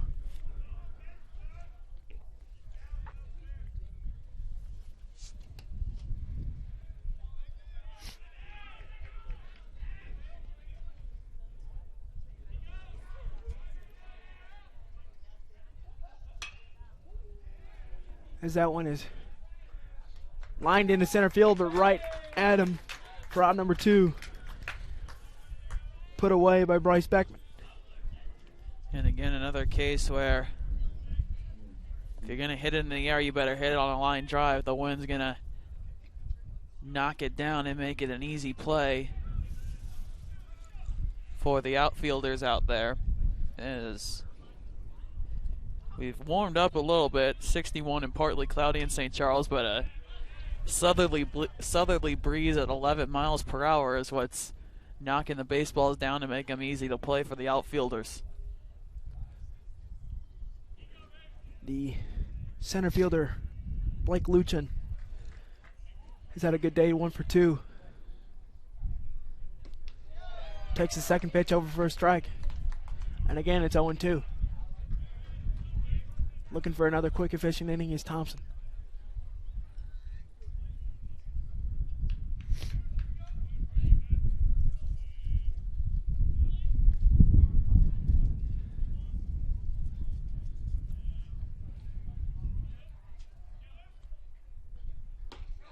as he catches him looking on an off-speed pitch. A 1-2-3 inning in the top of the 8th for Jacob Thompson and the Lindenwood Lions as they'll come to bat in the bottom half looking to break the tie. Being a champion takes more than talent, more than the perfect pass, more than using your head. Being a champion takes the spirit to always push harder, the ability to overcome any hurdle, and the fire to be the best. Welcome to Division II, where the pursuit is yours to create. And the question isn't, can you do it? It's, will you?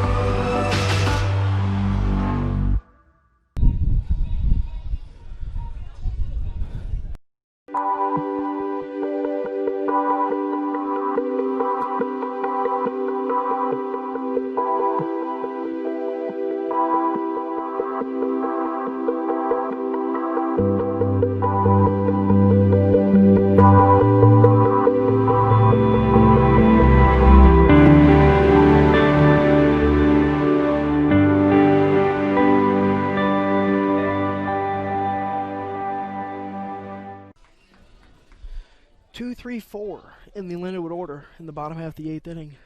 The left fielder, Calvin Nowak, steps in and fouls that first pitch back. Dalton Morrow with his pitch count at 100 comes back out for the bottom half of the 8th.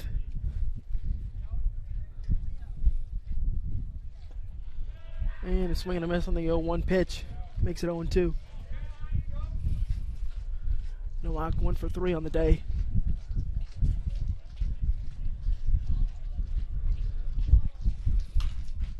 As that one is fouled off to the right side. Past the Lindenwood dugout. The Lions offense has gone quiet ever since the second inning when they picked up their 2 runs and nothing since. This one is fisted over to the left side. Sliding attempt by the third baseman, Aaron Head, who comes up a little short and comes up a little gimpy as well. He slid in over near that fencing and might have caught his foot. As the Bearcat staff will go check on him and give him a little time to walk it off.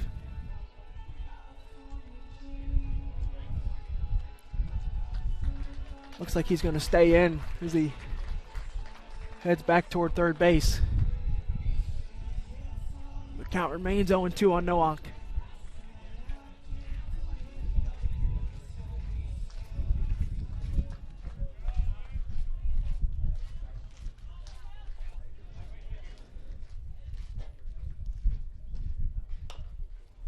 As this one is grounded up to the first baseman, Sneed, who just takes it himself and steps on the bag. 1 down here in the 8th. And that'll bring in the shortstop, Colby Schulte, who's 1 for 3 on the day. Looking to get anything going for this Lindenwood offense. Need a spark here late in this game. We'll see if Schulte can provide that.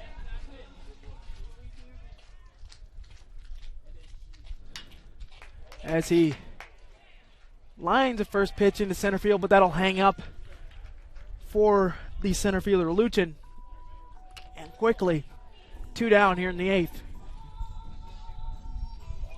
A little bit tougher play out there in center field, as it was kind of just a bloop fly ball out to center field. So the center fielder, Luchin, had to charge in a little bit, make a basket catch. And that'll bring in the cleanup hitter, Mitchell Krebs, who looks at a first pitch strike.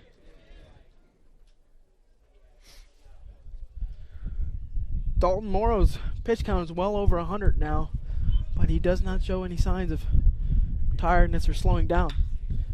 As this one is lined to right, that's going to get down past the right fielder, and Krebs will hold up at second base. He thought about going to third, but he saw the Bearcats make a mistake making the last out at third base, and any base runner is important right now. You're already in scoring position at second base, so I think he made the right decision to hold up. Second hit of the day for Mitchell Krebs.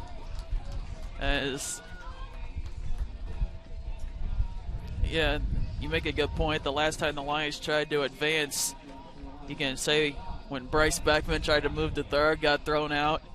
Or you can make the case Kel Nowak trying to score from second, getting thrown out from center field. So I think it's a good move to hold up and trust that your offense can bring the runner around, as Alex Gospel is the pinch runner out there for Lindenwood. And that'll bring up Bo Collier with a runner on second base, but before that happens, a conference on the mound with this big situation here late in this game. Every base runner is important. So they're going to have a discussion about how they want to attack Collier, who's 1 for 3 on the day.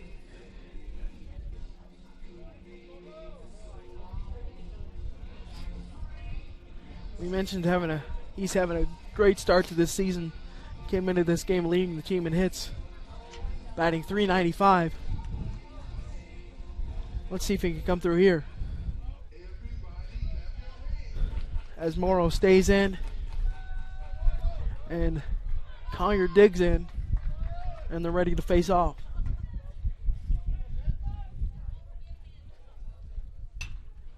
That first pitch is popped up to the right side. The second baseman, first baseman, and right fielder all converge, and it's the right fielder putting that ball away as the Lions fail to score with a runner on second, and the game remains tied at 2 as we head to the late stages.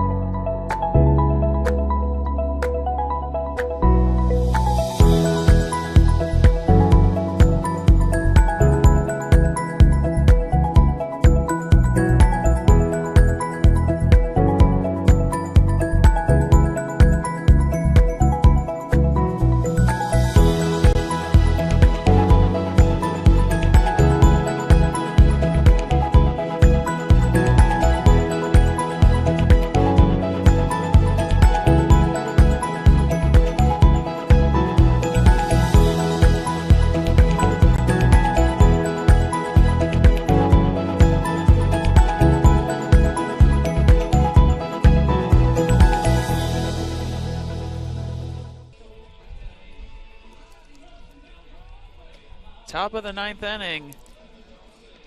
And we'll get a pitching change. Brody Roach will come out of the pen for Lindenwood. The 6'2", 175 sophomore right-handed pitcher from just down the road, St. Charles, Missouri, went and played his baseball local in the area.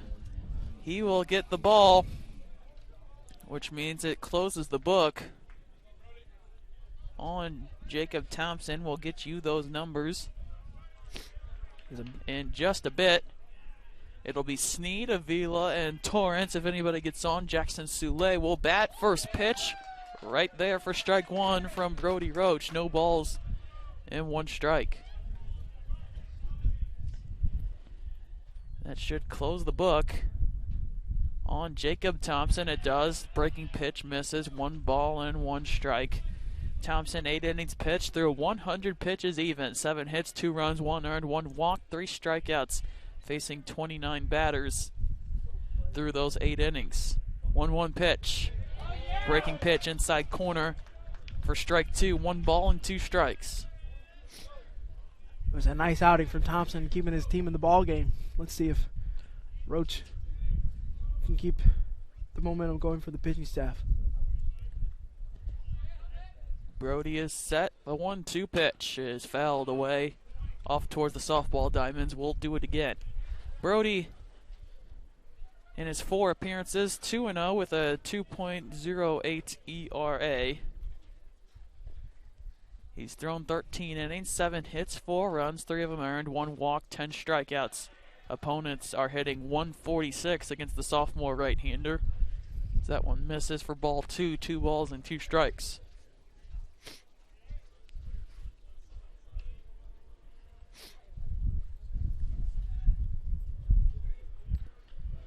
Roach is set at the belt and the pitch.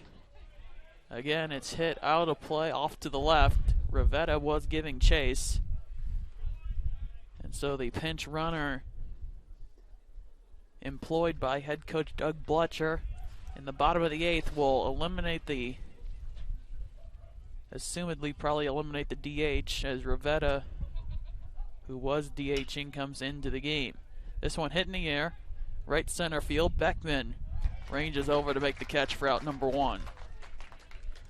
He had to go a long way for that ball, but he had a good line on it. And he had no problem putting that away.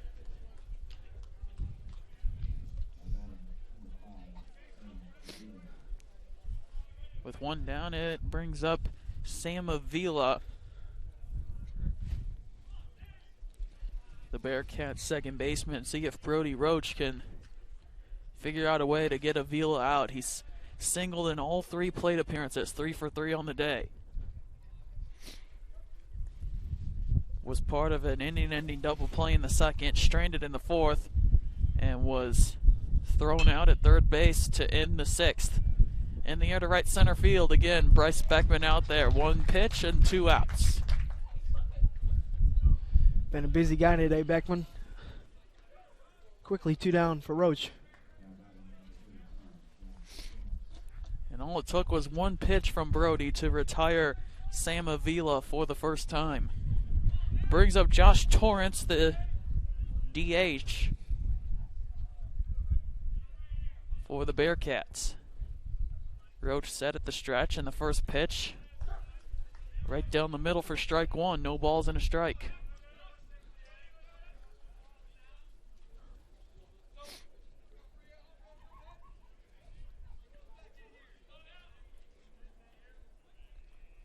Oh, 1 pitch up and in for ball 1.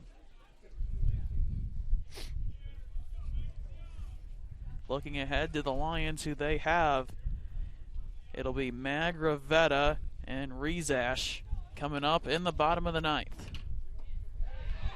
Trying to check his swing was Torrance, going around anyway, and the count moves to 1-2. A nasty breaking pitch from Brody Roach.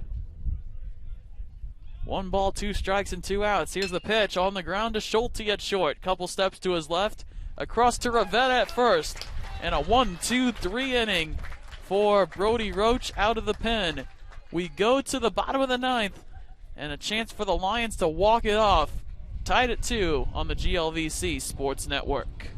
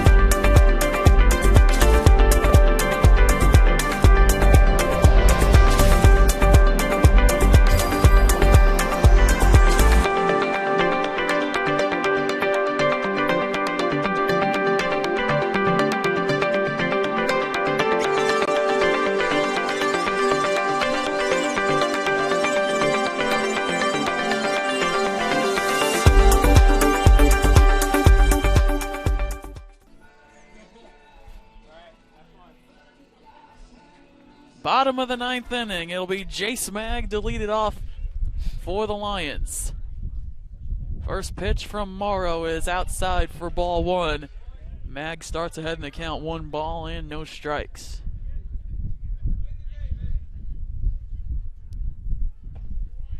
That one in there from Morrow. Count evens out at 1 ball and 1 strike. Lions walked off the Truman State Bulldogs in their last series twice.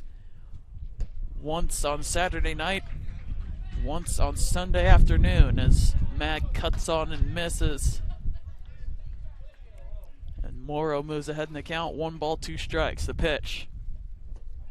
Swing and a miss. It gets away from the catcher, Mitchell. Mag hustling down the line. He was pulling up.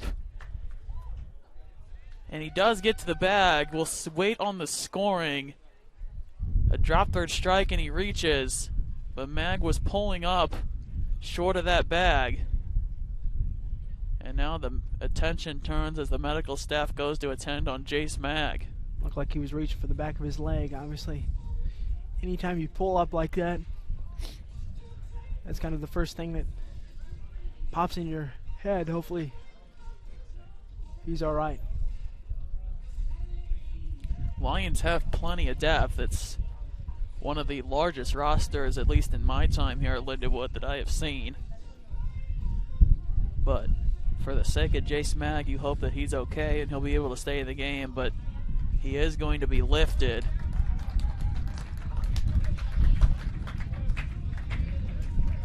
And it is going to be Drew Mize, the pinch runner.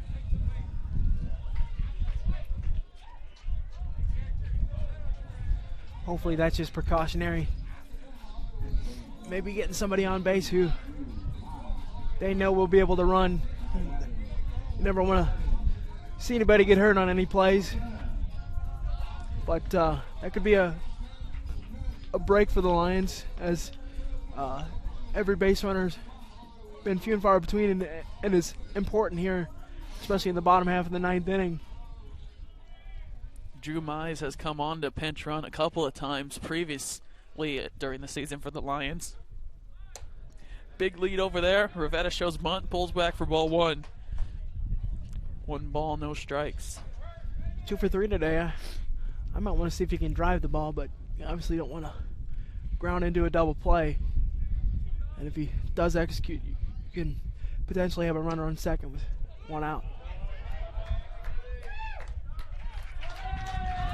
And there's the sacrifice by Rivetta, moving Mize up to second base, so a runner in scoring position with 1 out for Logan Rezash. What an opportunity to have your first at bat of the day. Coming in after Kellen Murray pinch hit for McLean McCarter, and then Rezash coming in to catch in the 8th, and he's not even going to get an at bat. He'll be intentionally walked. They're too scared of him. They don't want to face him. And so Will Langston will bat. That intentional walk will set up the double play, which I think is what the Bearcats were thinking there. If they can get a ground ball, they can get 2 outs on 1 pitch.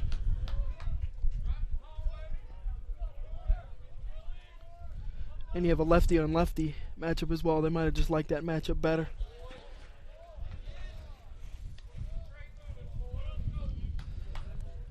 First pitch is fouled away by Langston. No balls and 1 strike.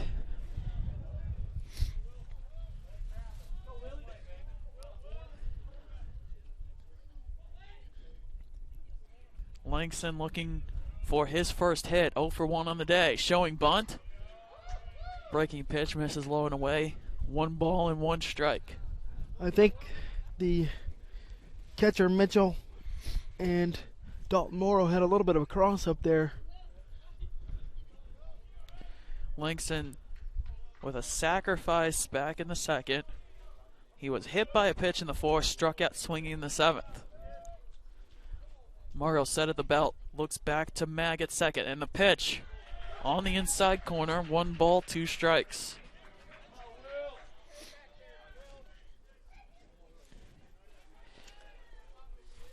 Langston up in the box. 1 ball, 2 strikes, and 1 out. Mag leads from 2nd, and Rezash leads from 1st. Again, pitch low and outside, and Langston doesn't bite.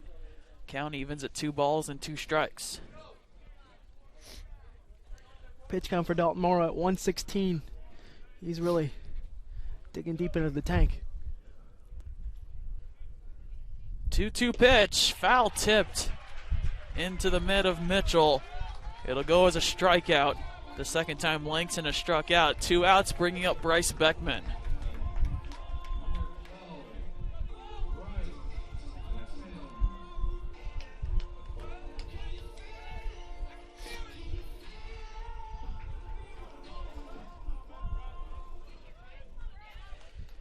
Bryce Beckman, the Lions center fielder, and it is worth noting that the Truman State game Saturday night, he had the game-tying bases-clearing triple, so Bryce is no stranger to clutch moments. Watches ball 1, 1 ball, no strikes.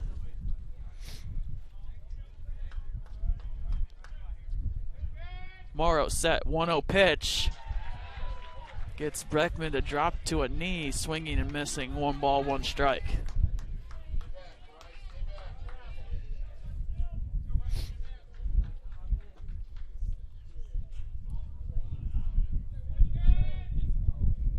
One pitch. Fouled to the backstop, and Morrow is ahead in the count. 1 ball and 2 strikes.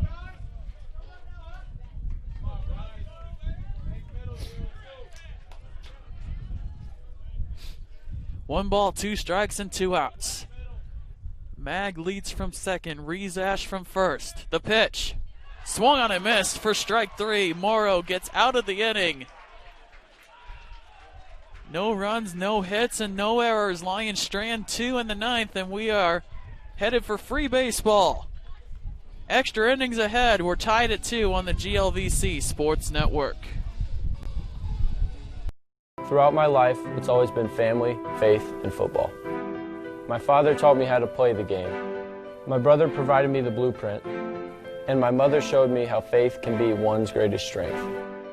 So when I tore my ACL as a high school senior, I always believed that I would roar back stronger than ever. And now as team captain, my strength stems from my teammates' faith in me. I'm Cade Brister, and the GLVC is me.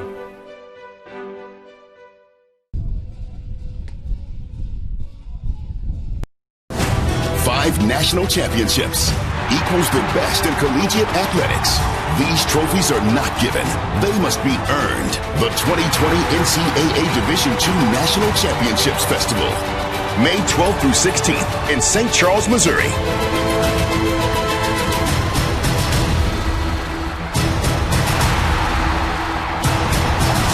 Visit ncaa.com/D2 Festival and get your tickets today.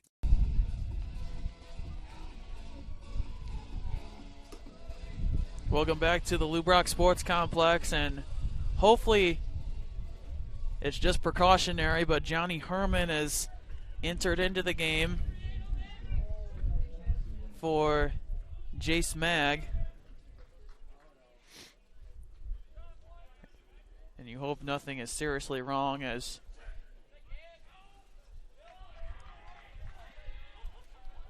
Mag came up short of the bag on that drop third strikeout, clutching the back of his leg. 1 ball and no strikes to start out the Bearcats right fielder Jackson Soule. That one misses inside. 2 balls and no strikes. Second extra inning game for Lindenwood on the season. They opened up the season at Florida Tech with a extra inning win. That one finds the strike zone from Brody Roach. 2 balls and 1 strike. You go back to that schedule. It only took the 1 extra frame. The Lions defeated Florida Tech 6-5 in 10 innings. 2-1 pitch is a breaking ball that stays low. This is a big pitch here, obviously. Not ideal to start the inning with a leadoff walk. Let's see if Roach can come back and get Soule. 3 balls and 1 strike. Pitch from Roach. Inside for ball 4. And the leadoff man is on for the Bearcats to start their half of the 10th. In this situation last inning, the Lions bunted. And Southwest Baptist has showed bunt throughout this game. and the third baseman Herman is playing in, anticipating the bunt.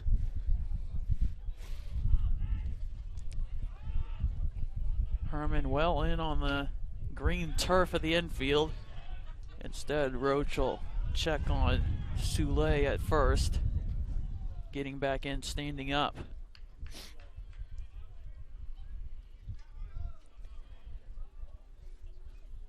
Jackson Soule 2 for 3 in stolen bases on the season. Got a little bit of speed, getting the bunt down. Roach will field it and flip it on to first, so a successful sacrifice for Blake Hobbs. One down and a runner at second for the Bearcats. Nicely executed by both sides. Got the bunt down. Roach makes the play. Goes sacrificed 1-3 for out number 1.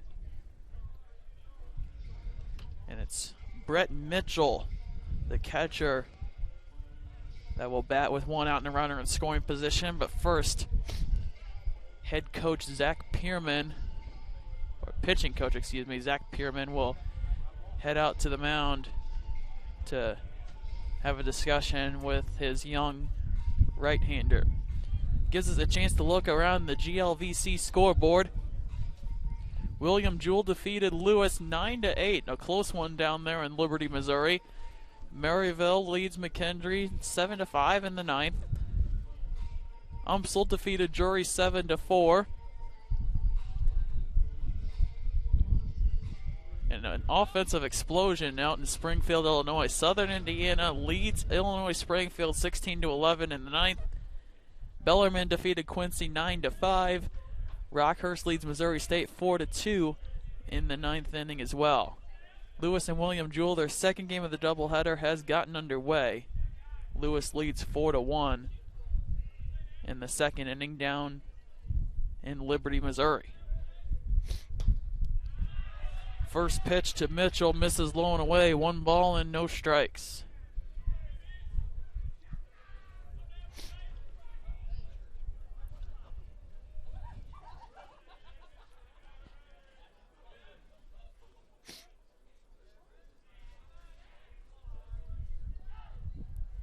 Roach a check on the runner at second. That's Soule, and the pitch up and in. Brett Mitchell had to duck. Kind of surprising. It was an off-speed pitch. He just didn't stick his helmet out there and get on base. Might have lost a little bit of grip of it. Trying to pull down too much. Get too much break and it got away from him. 2-0 pitch, fouled straight back. Mitchell timed that pitch up perfectly. 2 balls and 1 strike.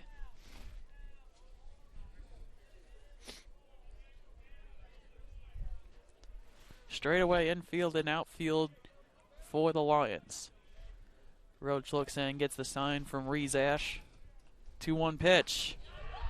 Nice frame by Rezash. Catches the low inside corner. 2 balls and 2 strikes.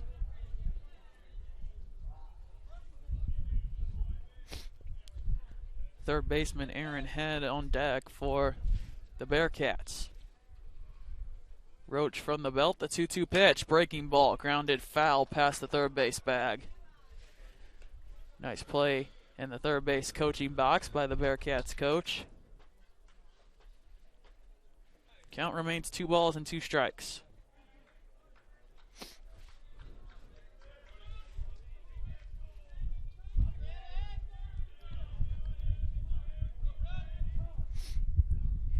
Now time called by Rezash behind the plate. Most likely he and Brody not on the same page.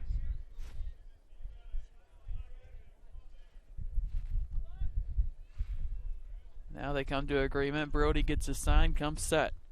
The 2-2 pitch, instead he'll look back, step off, and chase Soule back to the bag at second.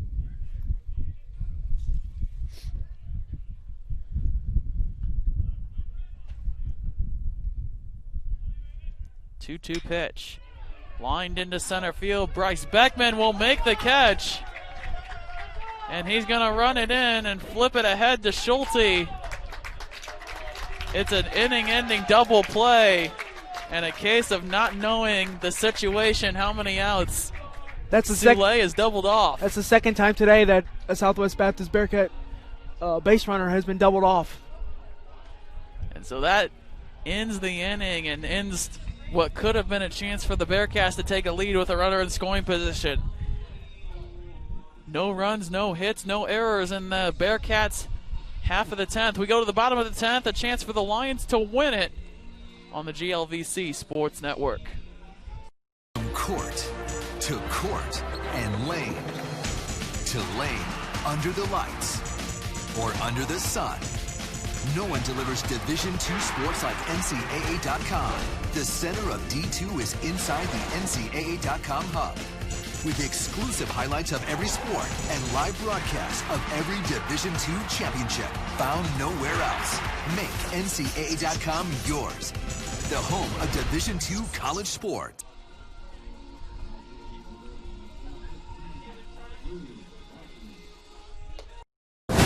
Five national championships equals the best in collegiate athletics.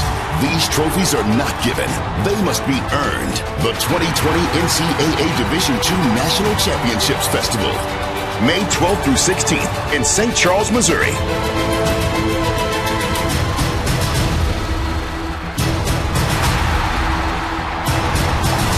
Visit ncaa.com/D2 Festival and get your tickets today. Welcome back to the Lube Rock Sports Complex. Bottom of the 10th inning, and the book on Dalton Morrow is officially closed. We have a new pitcher in for the Bearcats. So the numbers on Morrow: 9 innings through 124 pitches. 9 hits, 2 runs, both earned, 2 walks, 6 strikeouts, facing 37 batters. The new pitcher into the game for the Bearcats is Drew Wagner, the 5'11", 170-pound right-handed senior from Chicago, Illinois. In some ways, that might be a little bit of a sigh of relief for the Lindenwood Lions offense, just to see somebody new. Wagner making his 7th appearance already this season. Last pitch on the 1st of March, 3 innings, giving up 3 runs, all earned. Let's see if Nowak can get it started. Calvin will be the first batter to face Wagner. First pitch misses for ball 1. 1 ball, no strikes.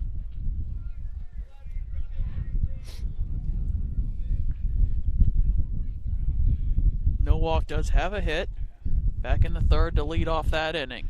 And watch a pitch catch the outside corner for a called strike 1. 1 ball, 1 strike. As you mentioned, the only walk-off for the Lions was done in the 10th inning at the very start of the season, so let's see if they can do it again. Pitch misses low and outside, 2 balls and 1 strike to the Lindenwood left fielder. The third baseman Head plays just in front of the baseline over there at third. Middle infielders are close up the middle, playing on the outfield turf. This one between the first and second baseman into right field. Nowak with his 2nd hit, and the Lions have a leadoff base runner in their half of the 10th. Sometimes that's all it takes, putting the ball in play and hitting them where they aren't, as it went through the hole between the first and second baseman for a leadoff single. And that's just as you said, hitting it where they are. The middle infielders are playing more up the middle, and the first baseman Sneed was playing closer to the bag. Nowak finds the hole into right field. Here's Colby Schulte. Nowak is running. First pitch is a ball and a stolen base for Cal Nowak. He's into scoring position.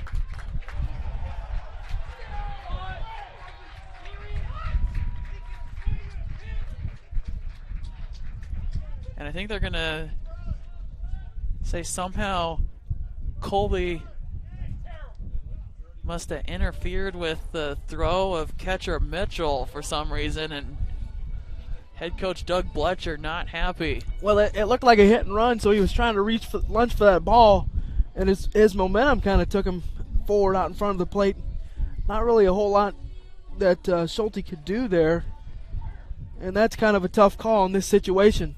Big spot to make that call. And now I think they're...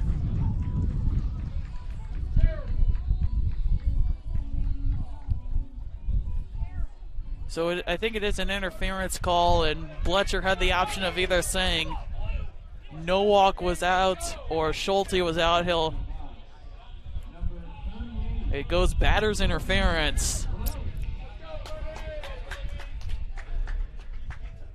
How about a chance for Brody Roach? Could pick up a walk-off and pick up the win. Now Nowak steals, and this time he's thrown out at second base. And Bletcher's coming out again. He's getting his money's worth here. oh man, this is now the third time Bletcher has come out of the dugout as he's not happy with that call. A leadoff single, and just like that, quickly erased and 2 down. So just a very interesting type of inning here.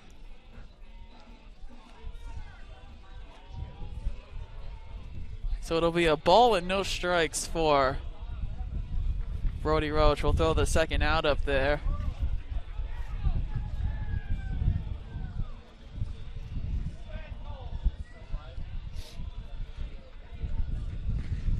So it's 1 ball, no strikes to the Lions pitcher.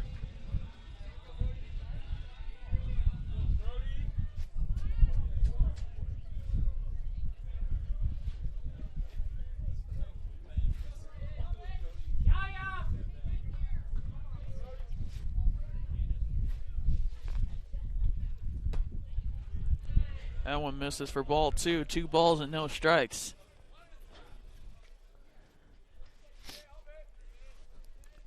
The last time I can remember a pitcher batting for Lindenwood, I remember as that one misses 3 balls and no strikes. It was Eric Hipp. Lions were down in Tahlequah, Oklahoma.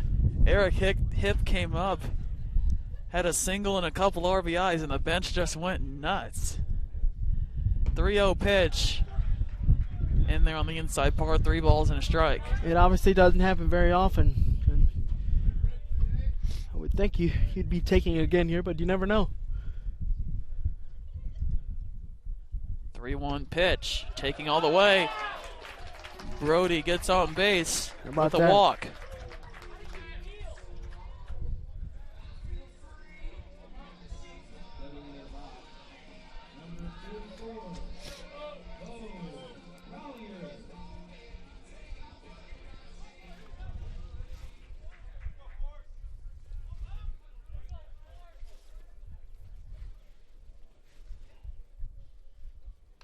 Brings up Bo Collier, watches strike 1. No balls and a strike. After the pitcher, Brody Roach, walked, and something that you usually don't see.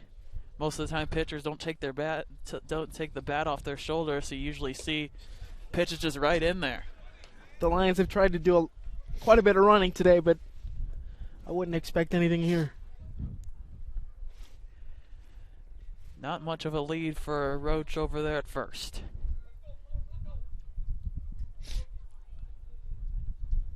One pitch, misses low and outside, 2 balls and 1 strike.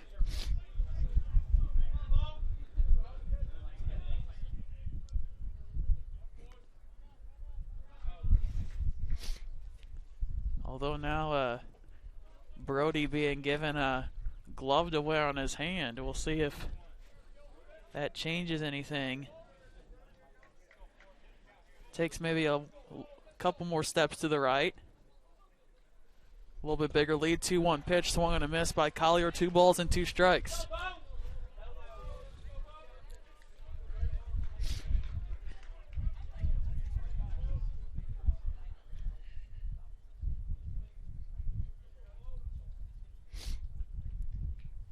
Two pitch, swung on and missed.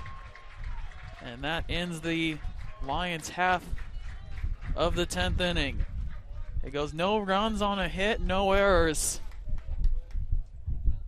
The Lions strand one at first. We go to the 11th. Still tied at 2 on the GLVC Sports Network. 5 national championships equals the best in collegiate athletics. These trophies are not given. They must be earned. The 2020 NCAA Division II National Championships Festival, May 12th through 16th in St. Charles, Missouri.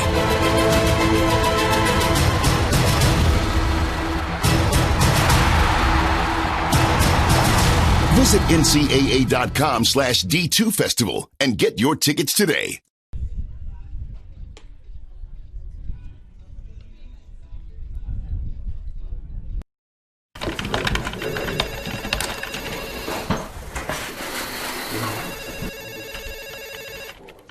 Doesn't look like it's Tyler's day today. Ryan, let's go check him. It's not your day today, baby. Give me the righty.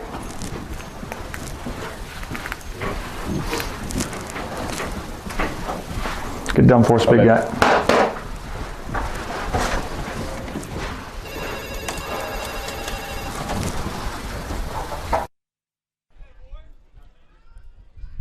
Top half of inning number 11. Brody Roach out there for his 3rd inning. His longest appearance of the season was 5 innings back on the 21st of February against Northwood, so he's a guy that can stretch out a little bit, give him some length out of the bullpen. First pitch misses from Roach. 1 ball and no strikes, to the displeasure of the Lindenwood faithful. Brody was thrown into the starter's role last year. Out of the bullpen this year, he's one of the guys can give you a lot of innings. Obviously, having been asked to throw a quality 7 innings most of his freshman year last year. 1 ball, 2 strikes, so that one finds its way into the strike zone as well, to the leadoff hitter, Aaron Head.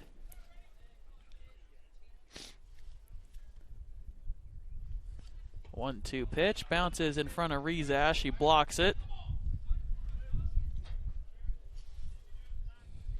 Count evens at 2 balls and 2 strikes.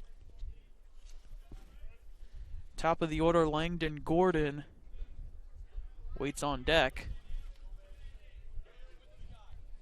for the Bearcats.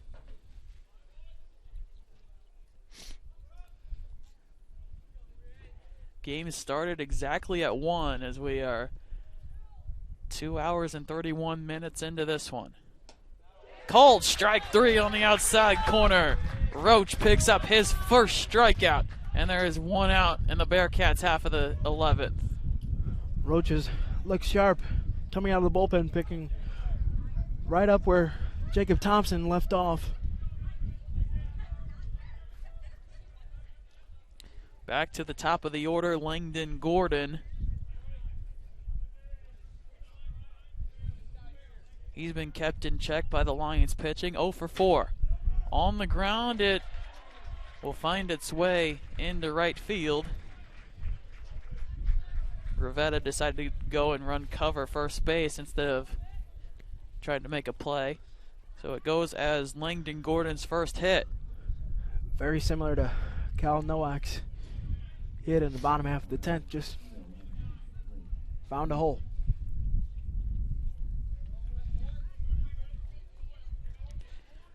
Brings up Blake Luchin, the center fielder for the Bearcats. Herman plays on the edge of the infield turf. Laying down a bunt is Luchin. Roach, bare hand, throw to first. A nice play by Brody Roach. The sacrifice successful for Luchin, moving Gordon up to second, but there are 2 out. That was a heck of a play by Roach. Jumping off the mound quickly, picking it up with his bare hand and firing all in one motion.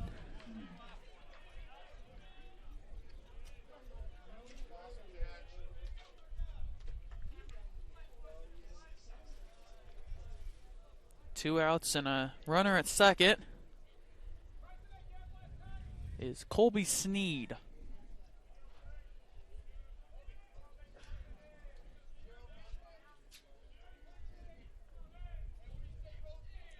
Reminder to stick around post game. We'll have a player of the game, some post game stats, a look around the GLVC scoreboard, and we'll have a player of the game for you. All here on the GLVC Sports Network. Sneed looking for his first hit. He reached on the air by Schulte in the 4th. Later scored. First pitch. Down and out for ball 1. 1 ball and no strikes. Sneed came into this game leading the team in average at 333 and RBIs with 9. He's been held in check today.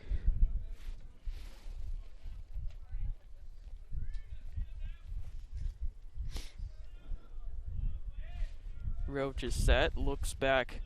Gordon at second. The 1-0 pitch. Hit in the air to left. Nowak ranges to his left and makes the catch to end the inning. No runs on a hit, no errors for the Bearcats. They strand 1. We go to the bottom of the 11th. Still tied at 2 on the GLVC Sports Network.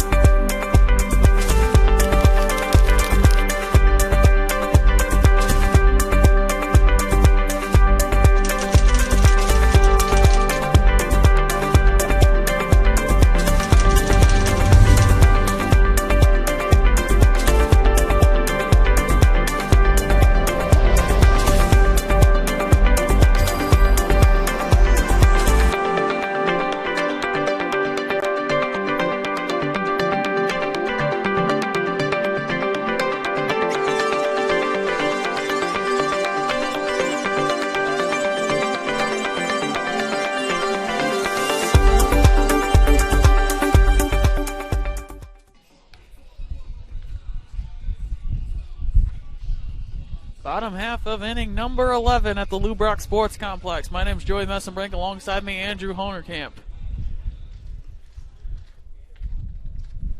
Mitchell throws down and signals the end of the warm-ups.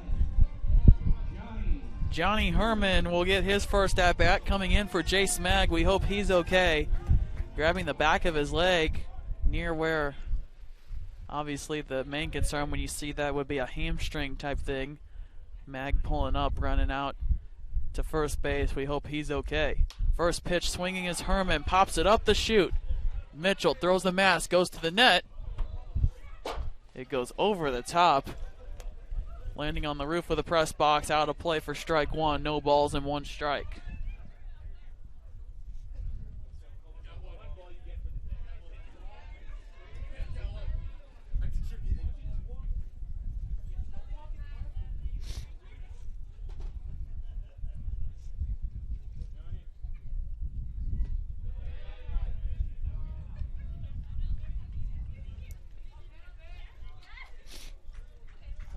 One ball and 1 strike as that one misses.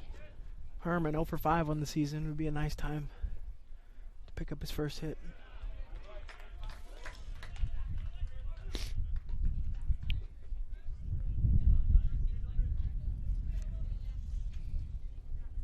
Herman, just a freshman, it would be his first hit in his Lindenwood career. 2 ball, 1 strike pitch, lined into left field. It gets past the left fielder, rolling all the way to the wall. Herman rounds first. He'll get into second base, standing up. His first hit as a Lindenwood Lion comes at no bigger time. A leadoff double with nobody out in the bottom of the 11th. Heck of a time to come up with that one. Jumped all over that 2-1 pitch. And as Joey mentioned, that is his first hit. A leadoff double with Dom Rivetta coming up to the plate.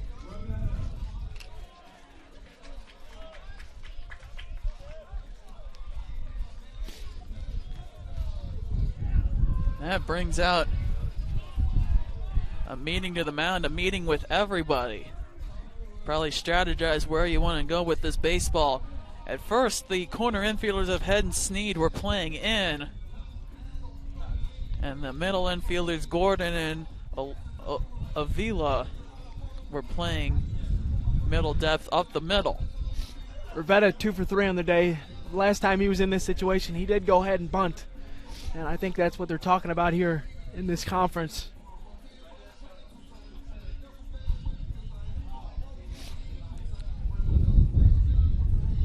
If you're just joining us, a pitcher's duel throughout. Stellar outings by both left-handed pitchers. Morrow goes 9 innings, throws 124 pitches, 9 hits, 2 runs, both earned, 2 walks, 6 strikeouts. Jacob Thompson goes 8, throws 100 pitches even, 7 hits, 2 runs, 1 earned, 1 walk, 3 strikeouts. First pitch to Rivetta, misses for ball 1, 1 ball, no strikes. Expecting the bunt as the third baseman Aaron Head was charging in, but Rivetta did not square. Both corner infielders play on the edge of the infield green turf. Playing close to the bag is Avila, while the shortstop Gordon plays on the edge of the outfield. Wagner set, the 1-0 pitch. Line to the shortstop. Diving back to the bag is Herman, and it gets away all the way to the Lions' pen, and Herman advances on the throwing error. What could have been a double play that killed an inning for Lindenwood turns into just 1 out and the winning run 90 feet away. We talk about squaring and bunting over, pretty much did that. It's a little bit of tough luck for Don Rivetta as he hit that one hard just right at the shortstop. Made a nice catch, but Harmon was able to advance to third on the throwing error.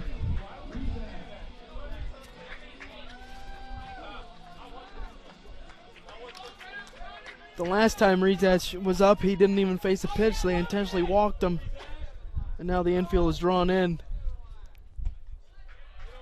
First pitch to the Lions catcher, right there for strike 1, no balls and 1 strike.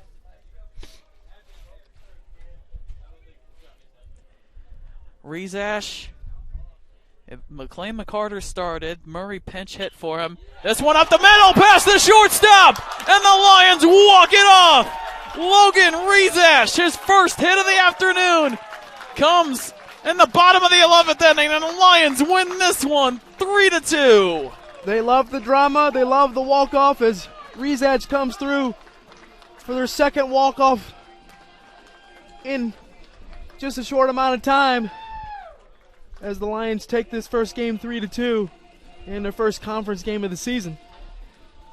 Another walk-off for Lindenwood. They had 2 against Truman State in the series last weekend, and Logan Rezach picks up a huge at-bat right into center field with a game-winning single, driving in Johnny Herman from third base. Lions win 3-2. We'll take a break, come back with some stats on the post-game show. Lindenwood takes game 1, 3-2.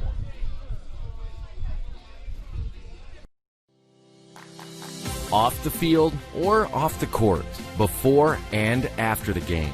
The preparations, the gear, the uniforms. It's a lot to manage, organize, and secure. Your athletic gear demands storage that's designed, tested, and built to endure.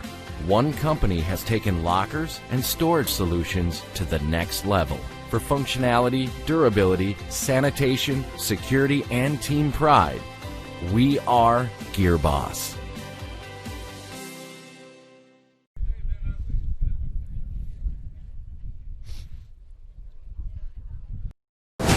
Five national championships equals the best in collegiate athletics. These trophies are not given. They must be earned. The 2020 NCAA Division II National Championships Festival, May 12th through 16th in St. Charles, Missouri.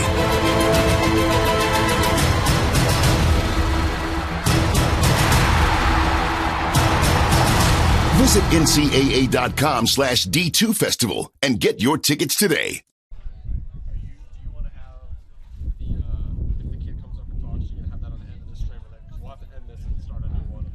Yeah,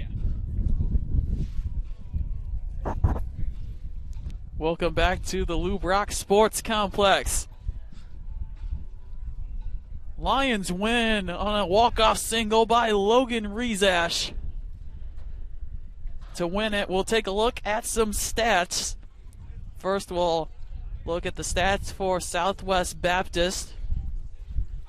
5 at-bats for Gordon and Sneed led the way in that category. Lutjen and Sneed were the only 2 Bearcats to cross the plate for runs, each with 1. Avila led the way with 3 hits. Torrance had 2 behind him. Avila and Torrance each with the only 2 RBIs. A couple of walks for Soule and Lutjen. Head leading the way in strikeouts. Yeah, it was a good game, obviously. Nice to get that win there. Start the first game of the doubleheader the right way. Great pitching for the Lions. Timely hitting when needed to get the victory. So we'll take a look at some stats on the Lindenwood side. It will be 5 at-bats was the most that any Lion had. Beckman, Nowak, Schulte, and Collier each had 5. Mag crossed the plate for a run. Herman, the game-winning run. And McClain-McCarter also scored runs for Lindenwood. Nowak with 2 hits.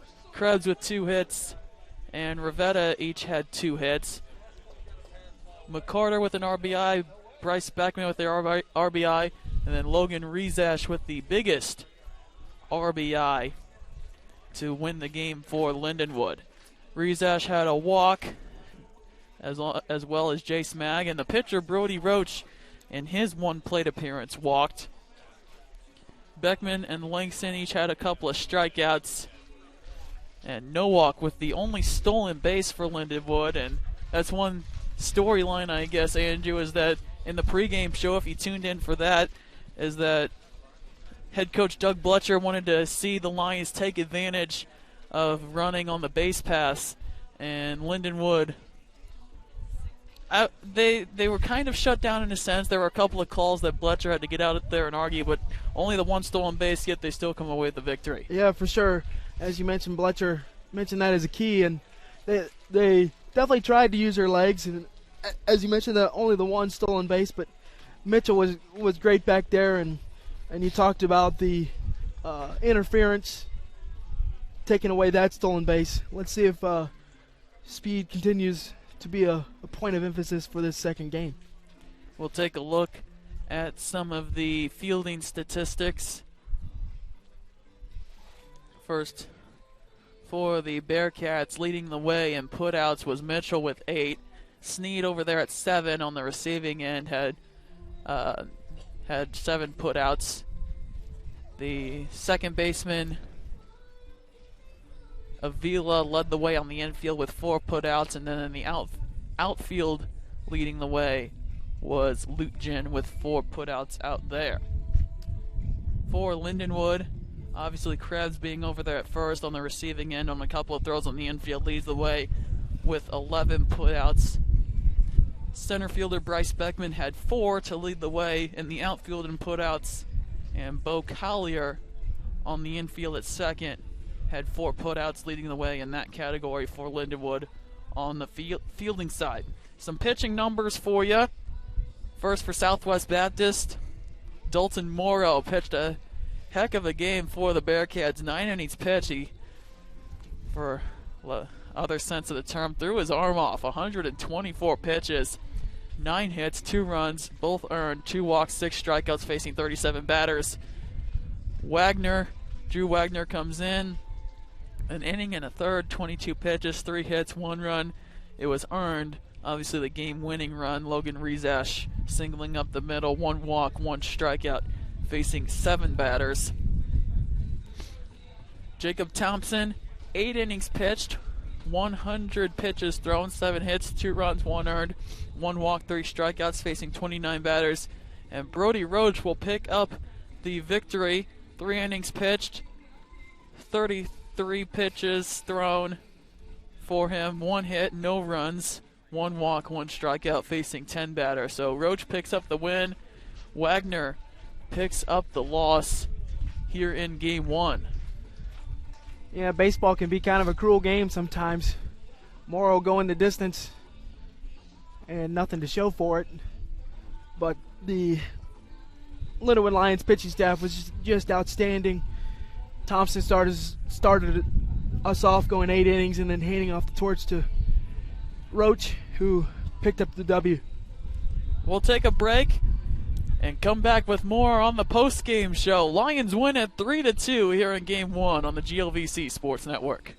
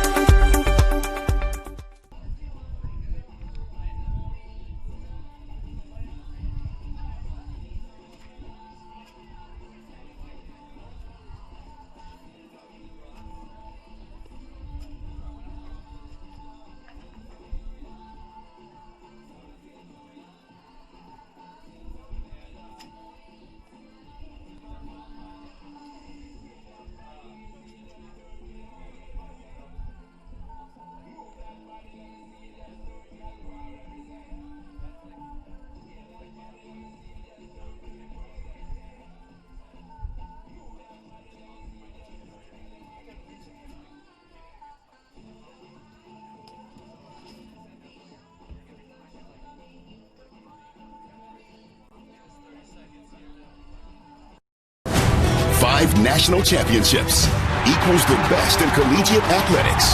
These trophies are not given. They must be earned. The 2020 NCAA Division II National Championships Festival, May 12th through 16th in St. Charles, Missouri.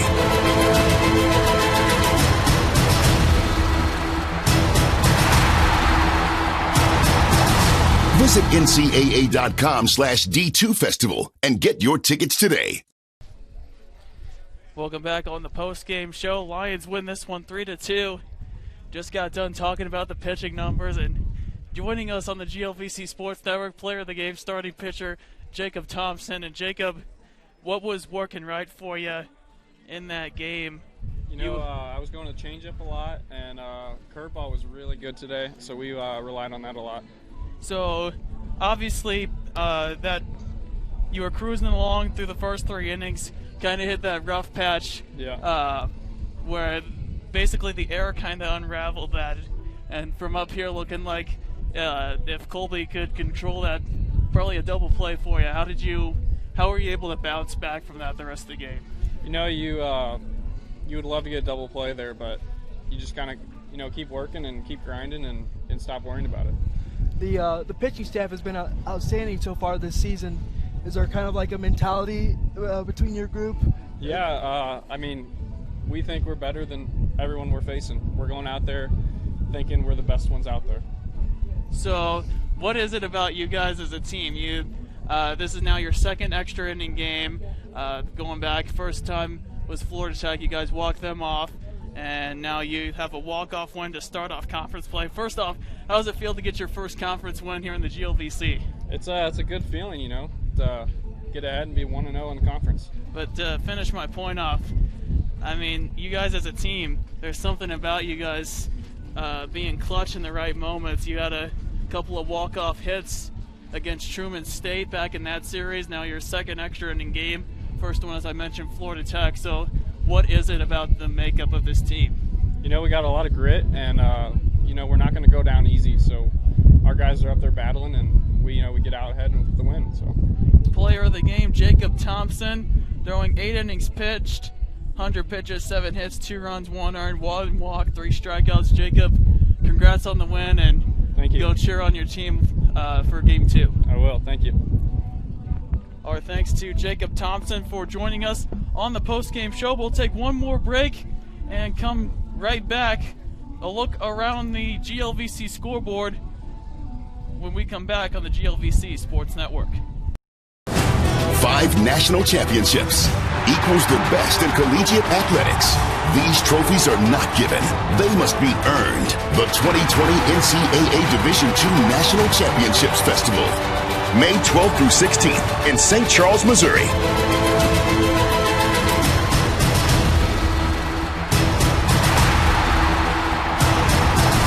Visit ncaa.com/D2 Festival and get your tickets today.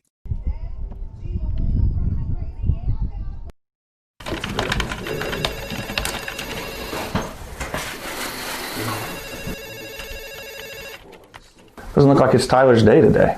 Ryan, let's go check him. It's not your day today, baby. Give me the righty.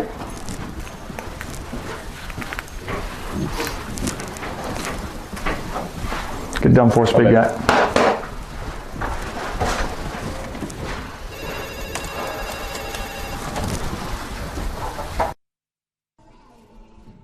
Look around the GLVC scoreboard. William Jewell defeated Lewis in the first game of their doubleheader, 9-8. Maryville defeated McKendree in the first game of their doubleheader, 7-5. Missouri St. Louis defeats Drury down in Ozark, Missouri, 7-4.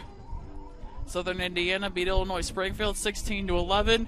Bellarmine defeats Quincy, 9-5. Missouri S&T defeated Rockhurst defeated Missouri S&T 4-2. And looking at game 2s now in those doubleheaders, Lewis leads William Jewell 5-1 in the 4th. Missouri S&T up 9-0 over Rockhurst in the 3rd. Bellarmine leads Quincy 4-0 in the 2nd. Maryville leads McKendree 1-0 in the 4th. And Drury leads UMPSL 2-0 in the 2nd inning. Lions take game 1 of their doubleheader. It took extra innings. A final in 11 innings, 3-11-1 Lindenwood, 2-8-1 Southwest Baptist. A 3-2 win and the Lions' first GLVC victory of 2020. For my partner, Andrew Honerkamp, my name is Joey Messenbrick. Thanks for tuning in to Lindenwood Baseball on the GLVC Sports Network. Join us back in a bit for Game 2 right here from the Lou Brock Sports Complex.